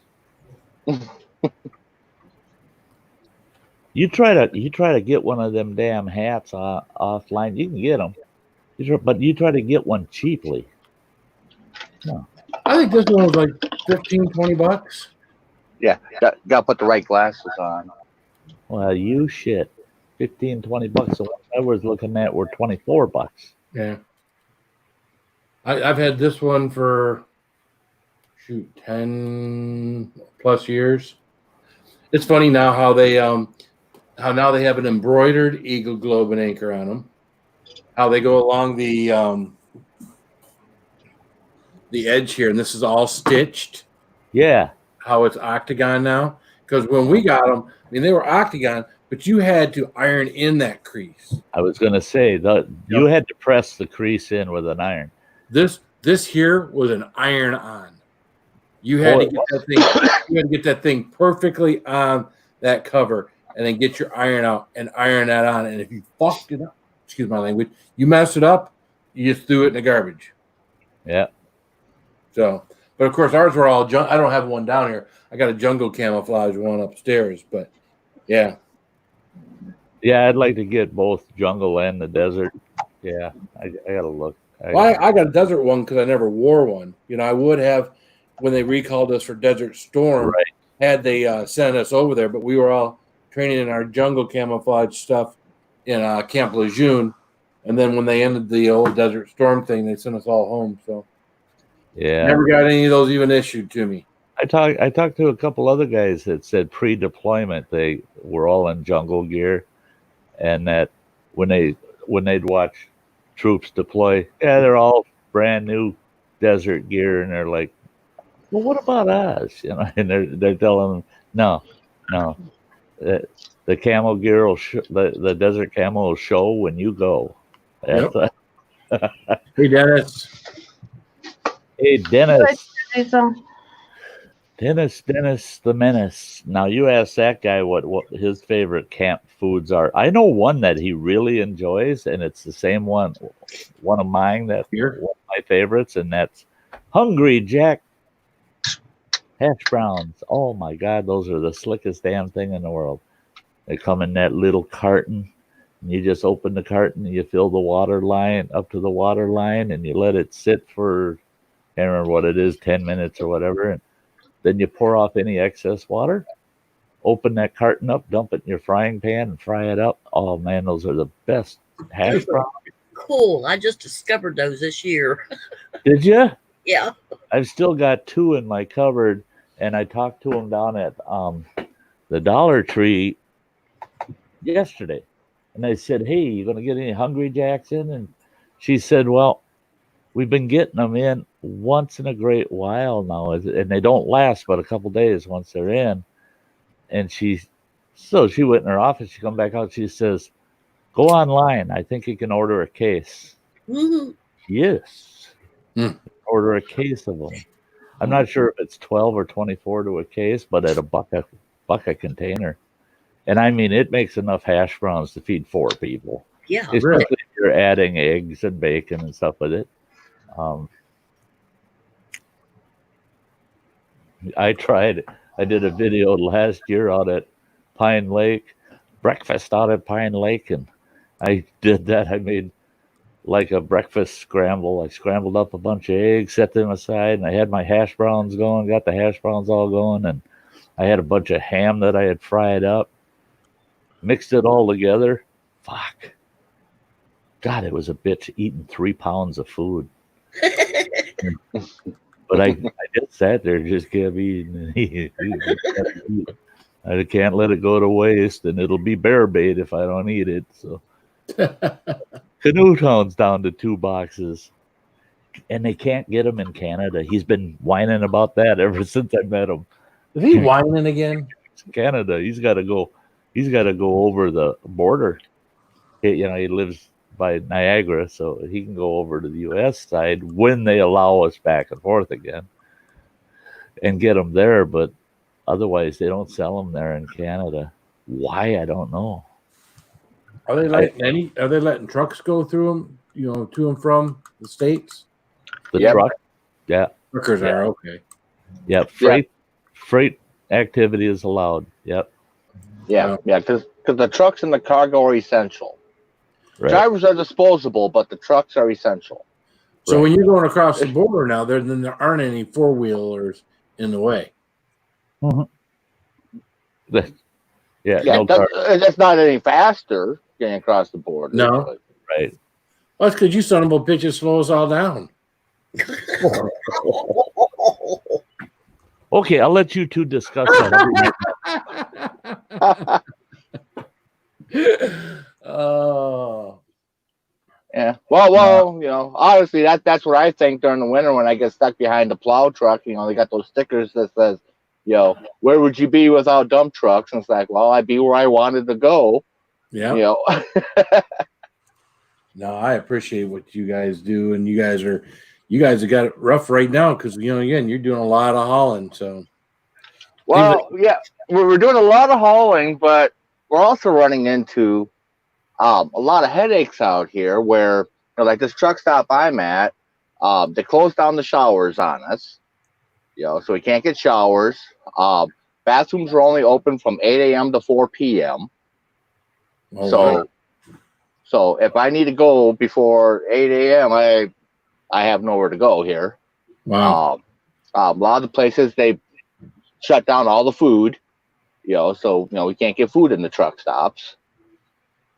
So it's like, we're making do with what we can. It's like, that's why I knew this is all the further I was going to get today, and so I took and prepped up my dinner, and took and wired it up to the manifold so it cooked during the day while I was driving here. Wow. Getting creative, aren't you? Most truck drivers know how to do all that stuff. So that engine gets nice and warm. So yeah, no, I was talking to Chili Man. He's a truck driver too, and he was talking about we were just talking on the regular phone. We weren't even talking on a live stream. We were talking on the phone, and he was talking about taking what was he taking out to he was taking something out to the pigs out in North Carolina. Apparently, a big pig farm. What was he? What is it? Oh, cottonseed to pigs. And who would have thought the pigs are eating cottonseed, right? Yeah. He's taking cottonseed out to there, and then he's talking about the farms that he goes to or goes by where they're dumping out, tens of thousands of gallons of milk, and he's going through all of this stuff with me probably about a month or so ago, and talking to him, a truck driver, he seemed to have his thumb on what was going on in the United States just by everything he knew from driving from place to place and hearing all the stories and everything. He knew the pulse of America and what was going on during all of this, Yeah.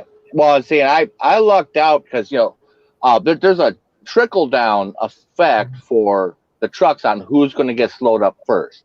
With, restaurants closing, a lot of stores closing and stuff. The first ones that got hit are the ones that did nothing but temperature control, running reefers.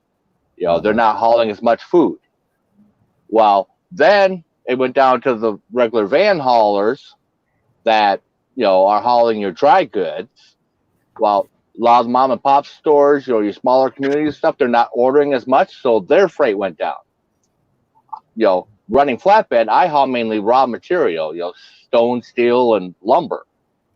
Well, mine was going pretty good until this last week. Now that's slowing down because, the factories that were producing all the stuff that went into the store, they don't need raw materials as much anymore because they don't have anywhere to put their product because it's not shipping. So that's slowing that down. So it's been pretty much just hauling stuff for our own plant, and occasionally, I'll get these energy loads hauling solar panels or wind farm supplies, but it's things need to open back up so the trucks can keep going because they're going to have a problem with having all the trucks shut down, and then you open stuff back up and there's not enough boxes to move that cargo again. Yeah. Yeah.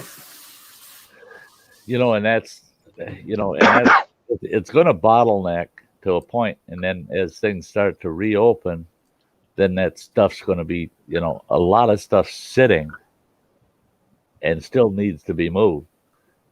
So a lot of people don't realize truckers have been real busy through this COVID thing, and now it's starting to bottleneck where there's things that just aren't moving. But all of a sudden you come out the other end and it's just everything's got to go. Everything's moving and moving. And drivers are going to be busier than hell for 2020. I mean, Yeah, it take them 2020 to get caught up with everything because. Yeah, I logged 4,500 miles this last week. Up until yesterday. From Sunday through yesterday, 4,500 miles, just booking.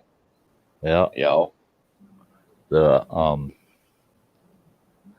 Canoe Hound saying running water, windshield washer fluid bottle works great for P brakes. In my truck, I had a Rotella T gallon oil jug because it's got such a nice big mouth on it. I'm not bragging. I'm just, you don't want to, peeing in a pop bottle sucks. You got to have really good aim. Just hanging out the window. That's what they always say, right? Oh, I can remember when I was in the Marine Corps, man. You'd be going down the road for hours sometime, and the bouncing in the back of a 5-ton truck, man, and you got to pee. Finally, you get to the point where you're standing on the back of the 5-ton truck. You got one arm wrapped around this post that goes up for your canopy, and you're trying to hold on to this. You're staying on top of the seat. You got your fly down. You're trying to hold yourself. You're trying not to fall in, trying not to pee all over yourself or anyone else. Yep, and hope that you don't get a backdraft. Right. Yeah, I've had that where when I used to be a trainer over the road, and have new drivers on the truck, and you get stuck in that California traffic, Oakland, California. What are you gonna do? We take turns, because you're going 3 miles per hour, right? So the one person cracks open the passenger side door, stands on the step, goes on the shoulder, and then they come over, you slide out of seats, they take the steering wheel, and you go over and you stand out the door while the truck's crawling 3-5 miles per hour. Even at that point, once the traffic starts moving, you still got another 3 hours before you see the next truck stop. So California's gotten real bad for the trucks that they want us to come in, deliver, pick up, and get out of the state. That they've closed down a lot of the truck stops, a lot of the truck parking at rest areas. They don't want us trucks there because we bring in, we're bringing the bad elements. We're the reason California has drug problems and prostitution problems. And at least that's what California's logic is. It has nothing to do with that border, does it? Something about a wall. And of course, all them blue people in California, Well, that's one thing that just gets me out there. California, Arizona, coming through there, you're 200 miles away from the border, but you have to go through the border check. That they're going to check and make sure you're a citizen, even though the border's 200 miles away.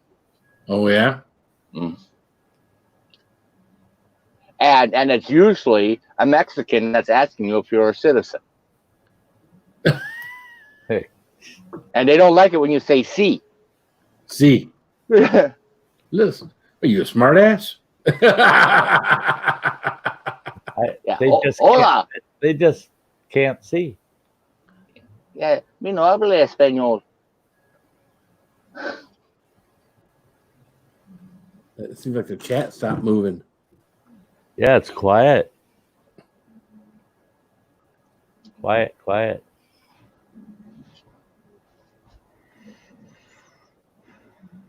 Oh, it still works.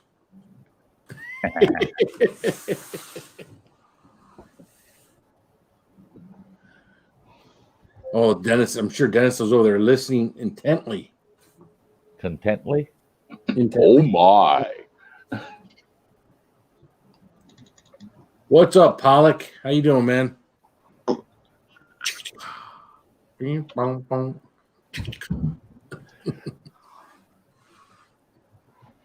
Yeah, I just checked that. I'm gonna have to chew out the gal at Dollar Tree. They are not available online. It's Oh, Sty is shopping online while we're on his panel. Can you believe it? do you realize how long it took me? It took me about 10 seconds to pull up that tree because I got a link right to it because I used to work for the asses and I never moved the link.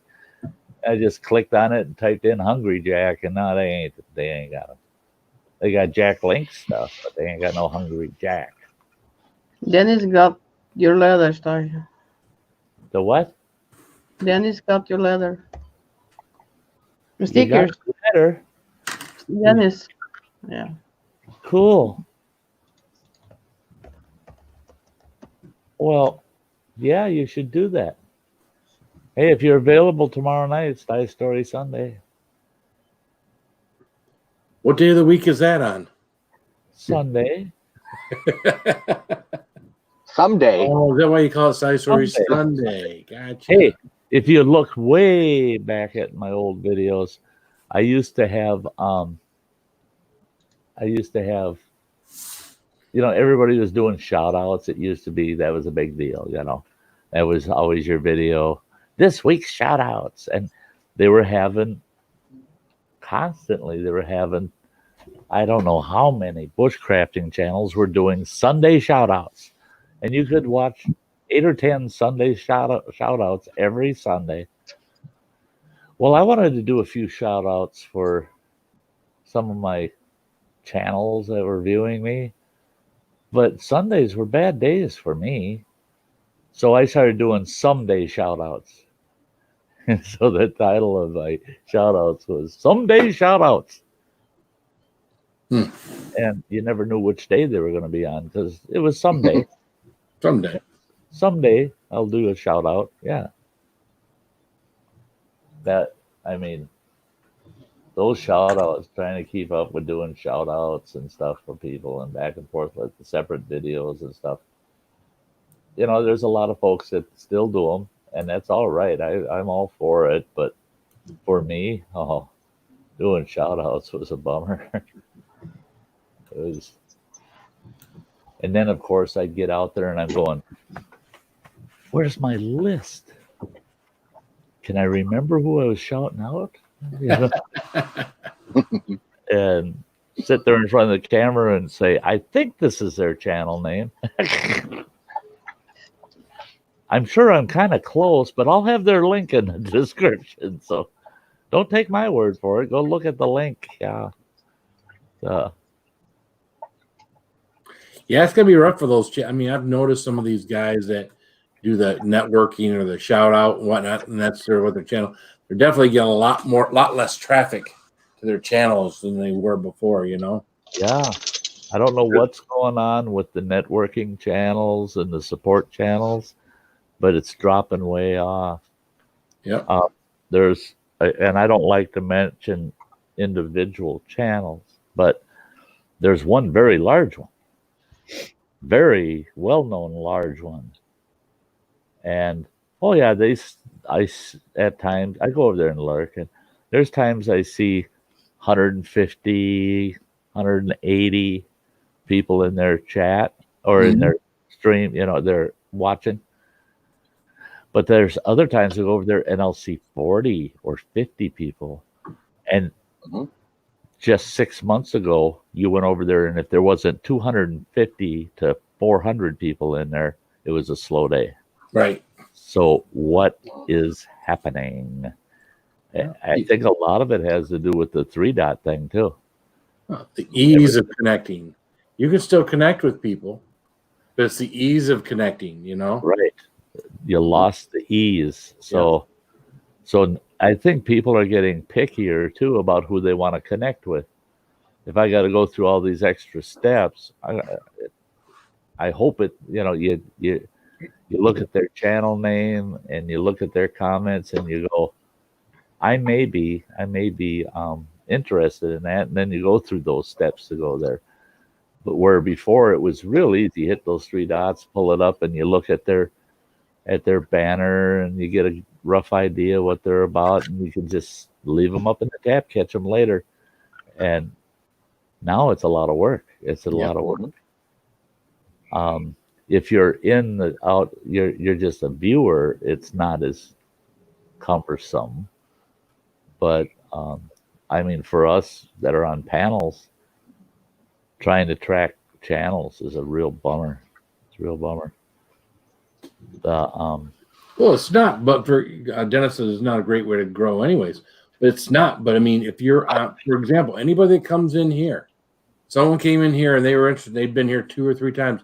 I actually have to leave what we're doing here, drop it off the screen. I'm still live. The camera's still on me. I have to go find their channel. Sometimes channel names aren't, searchable. Yeah. That's like the one I searched today. Over 100 channels with the same name came up. Right. And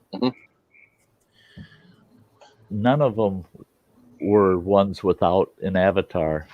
All of them at least had an initial for that channel. And couldn't find one without that avatar.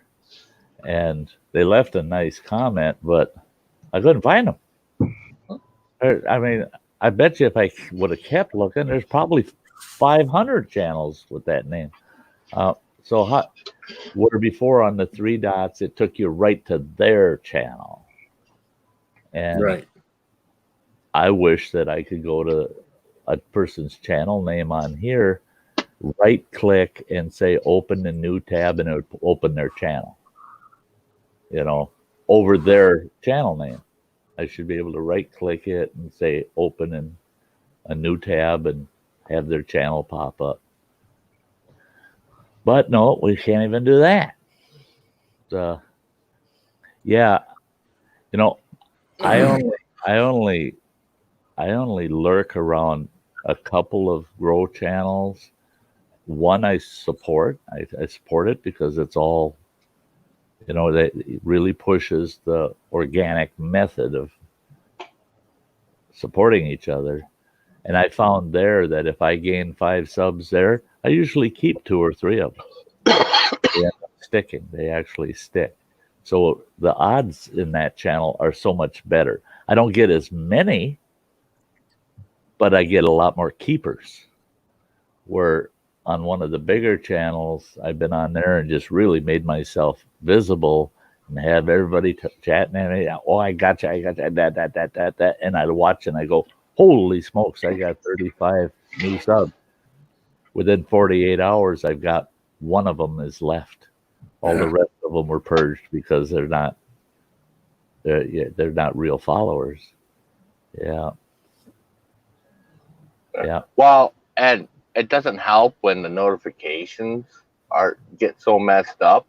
Like, because I've got a lot of channels that rung the bell on, and used to get a regular stream. I've got a separate email just for my YouTube notifications. So videos come up like, yeah, I want to watch that. I would just click it. I'll find out about this stream sometime tonight or tomorrow morning. It's in my email. If you hadn't put it on your Facebook page, I wouldn't have known you were on. That's why every stream, every video I do, I try to get posted over in the Sty Shack, because then it gets shared over on my timeline too. But just so there's that much more exposure, and then I make sure to hit the community tab, share it there. Because I can't count on YouTube. Can't count on them notifying me of nothing, and that's why I go in there and I try to watch for when somebody's doing something, because I don't get the notifications. Even though the bells rang, Phil is one of the worst. They never notify me until we're halfway through his stream.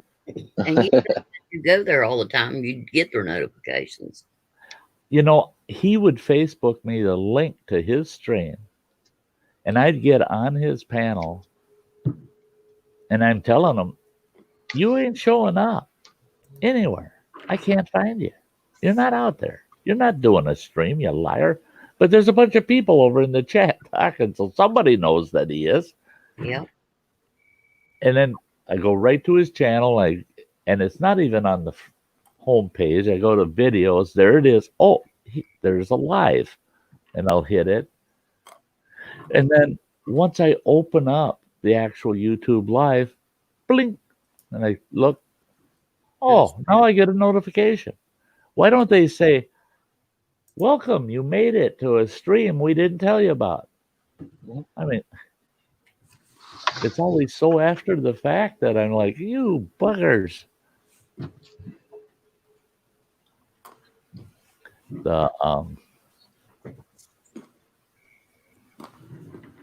I don't want you to like my channel unless you really like the same stuff. Not that I like you if you like mine. Right. And that's it is I do have folks that rarely show up. I mean, very rarely show up. And I see that they're subbed, but I'm not subbed to them because there's nothing on their channel that really is of interest.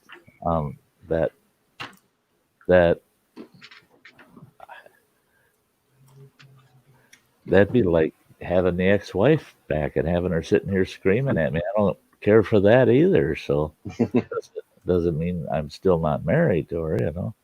Yeah, but I don't want to hear it.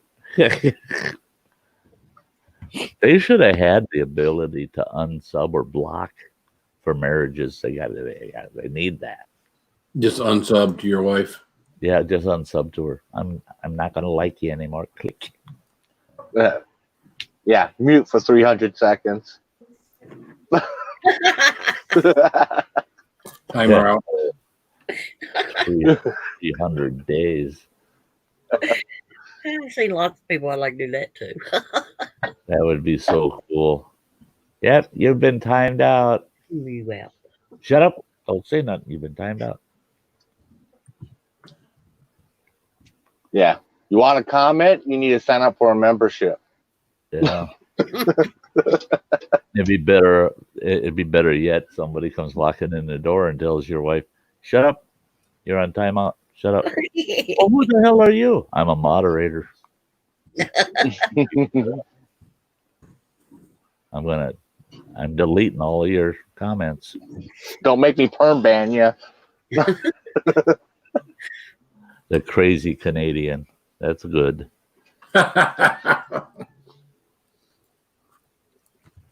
The upside down life vest wearing, floating down the river, drinking a beer, peeing in his life vest. Canadian. In his life vest.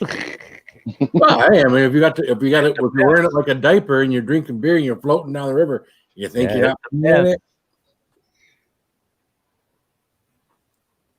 Yeah, hunt for heat. That's it. I'm going to troll hard now. I'll see. The funny part is in here is as we're sharing those links. I can't imagine there's too many people that are in here right now. There's 21 of us that isn't subscribed to everyone in here.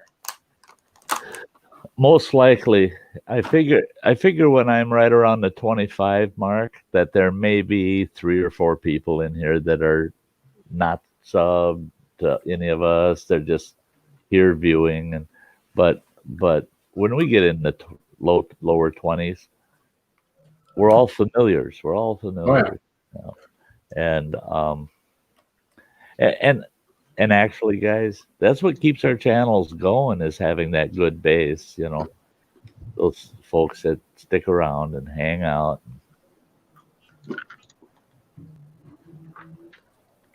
Well, Sydney, you talk about being out sub. Sometimes when you show up to someone's channel and you like look them up, their main page you can be subscribed to, and then you can click on a video, and for some reason when you click on the video says unsubscribed. Right. Yeah. So I had that the other day. I saw one. I was at their homepage, and I'm subscribed, and bells rang, and I went and watched one of their newer videos, and the subscribe is red. I'm like, bullshit, I'm subscribed to them. I thought I'll fix that. I clicked it, and I watched their video, and then I watched something it recommended right after it. Then I went back to their homepage, and the subscribe's red. Well, it's because I was already subscribed, and when I clicked on it in that damn video, it unsubscribed me. Huh. Because the subscribe button works the same way as the thumbs up button. Click it once, you're subscribed. Click it twice, you're not. So I actually unsubscribed myself by hitting subscribe the second time. And so you really want to look at their homepage, see if you're subscribed there or not. If you're not subscribed on their homepage, go ahead and click it. Yeah, and on the computer, the homepage is the one that tells you the truth. Yeah. And on the computer, though, it'll show you're subscribed. But if you look at it on a cell phone, it will show you're not subscribed. It's weird. It's a glitch. Yeah. That's why my new camera. Oh, you weren't here, were you, running water? But I got a Hero 7 yesterday. And look what it's on. That rotating thing. It works good too. I was spinning the thing around. Can't wait to get out in the field with it. Mm-hmm. Was that the motorized one? Yep. Okay. I ordered one and it never arrived. See, it says subscribe. Yeah. Well, I'm subscribed. Right. Yeah. Well, apparently you're a member because you have perks. Yeah. But you're not subscribed. Right. Yeah. Unsubscribed people, they love being members. But I don't. if I look on my computer, it shows I'm subscribed. Oh, I gotta go through something real quick here for Dennis. Okay, Canoe Hound. I spent, and I figure cumulatively close to 6 hours deciding what camera I was going to buy. I went to all of these Hero 8 Black reviews. Then I looked at the Hero 7 reviews. Then I looked at the ones where they were side-by-side comparison reviews, and those were the best ones.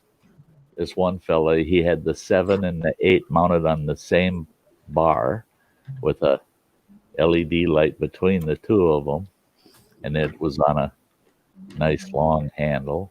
And he's hiking, he's biking, he's sliding down a slide, he's doing it, and he's showing the video side by side. You've got both windows, and you're seeing the 8 and the 7. And there wasn't that much difference. There really wasn't. And so I went a little deeper, found this other guy, and fortunately, I don't know, that guy, I still swear, that guy must never sleep. But we got on a Facebook chat, and he told me, he says, "Do you already own a 7?" And I said, "No, I don't." He goes, "Oh, okay. Because if you did, I'd tell you don't buy an 8. It's not worth the money. It's not worth that extra money to buy an 8. If you are buying your very first GoPro, you need to know the differences between the 8 and the 7 and the options that are there." Okay, now 8 has some options, 7 does not. But it also took away certain features of the 7. So 8 lost some features. One thing is the 7, it's got this outer case that snaps on. It's just really just a thin little plastic case that snaps on and off. And the mount is attached to that case. There's no mount on the camera itself. Well, people say, well, that's not good. The camera should have a mount. Well, okay, on the 8, being it doesn't have that outer case that the camera snaps into, the mount is built into the 8, and it's 2 little legs that pop down with 2 holes in them for the mount. You mount it, and it's sloppier than shit. You can flop the camera back and forth. You can't get it cranked tight enough to get it snug. And those little plastic ears, I mean, you talk about a weak point. They're hinged with two little plastic tabs that pop into two holes, and they're just floppy, weak. So it's very possible your base is going to break on you. Then what are you going to do? You're going to have to duct tape your camera to something because there's no way to mount it other than those two little tabs that drop down. Okay, that's a flaw. Another one is on the Hero 7, you can remove the lens, the outer lens. If you scratch that outer lens, you can pop this sucker right off, and you can order one online for $20.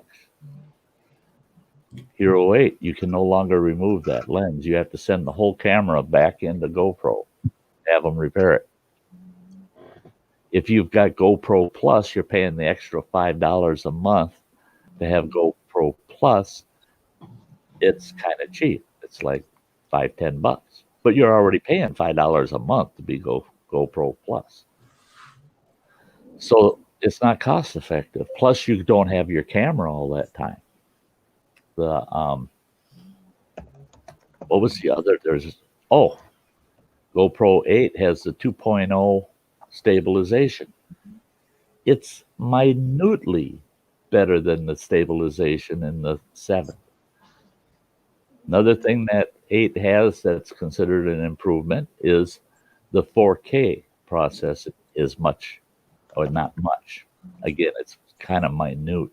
They were showing the comparisons of high def, between the two cameras. But then when you go to 4K, if you want to do everything in 4K, then the 8 is going to be a little bit better than the 7 will be, of course. But the cost difference is $70 with them on sale. Now, if they take them off sale and jack that 8 back up to $400, the 7 probably will never get jacked back up to its regular price. The 7's $229. What it would have cost me just for the 8, just for the camera, I was able to get the 7. I was able to get a bunch of peripheral attachments that I wanted. I got a really nice GoPro case to keep it in. I got a dual charger with a battery plus 2 extra batteries. Plus I got the memory, 128 gig memory stick. All for what I would have paid just for the 8. But the 8's only 2 new benefits are the 2.0 stabilization and the better 4K. I said $70 ain't worth it. This guy said he's holding out. He bought an 8K to do a comparison, but he said he says I'm not going to touch GoPro again, and he's owned every single one they've ever manufactured. He says I'm not touching GoPro again until they announce GoPro 10. He says because I think they're going to go back and they're going to skip 9 because 9 would just be 8 with a couple of tweaks. They'll just go right to 10, he said, and they're going to fix that mounting issue and some of these other problems that, especially the removable lens, the added costs associated to it. But, and the thing is virtually everything, we know 7 and 8, the peripherals are the same. Now, with 8, people tell me, yeah, but there's add-ons that you can't get for the 7. That's like the multimedia package.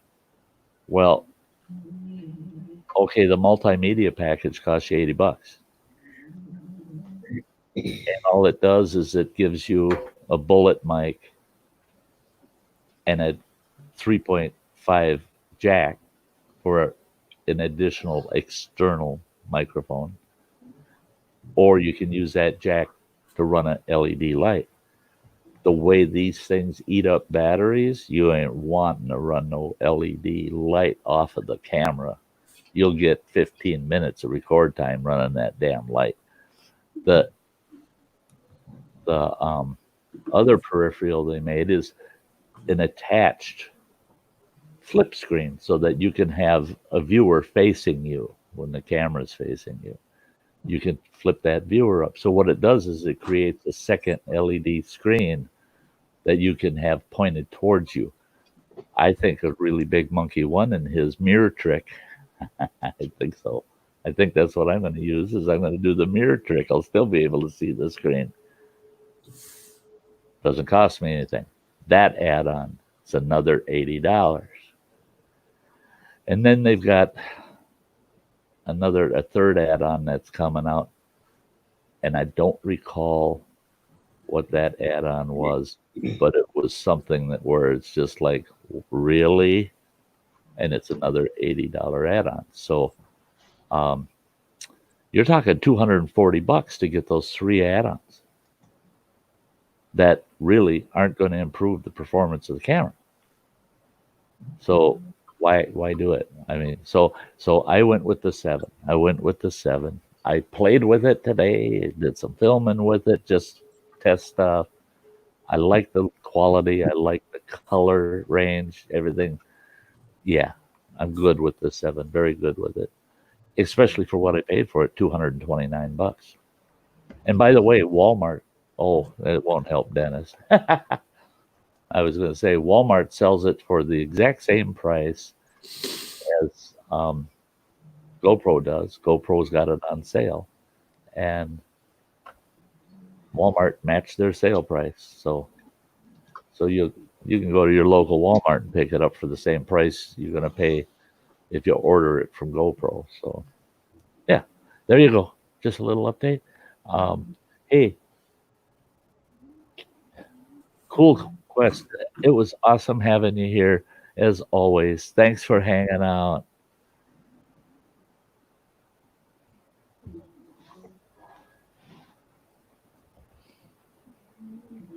The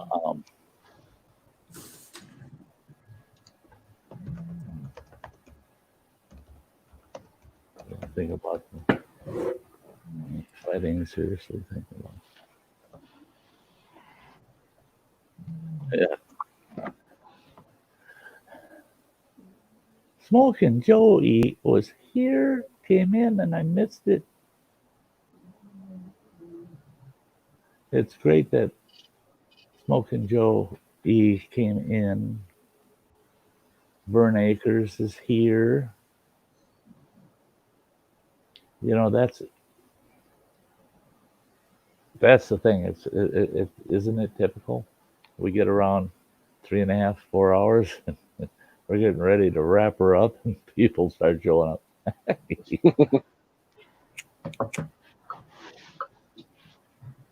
But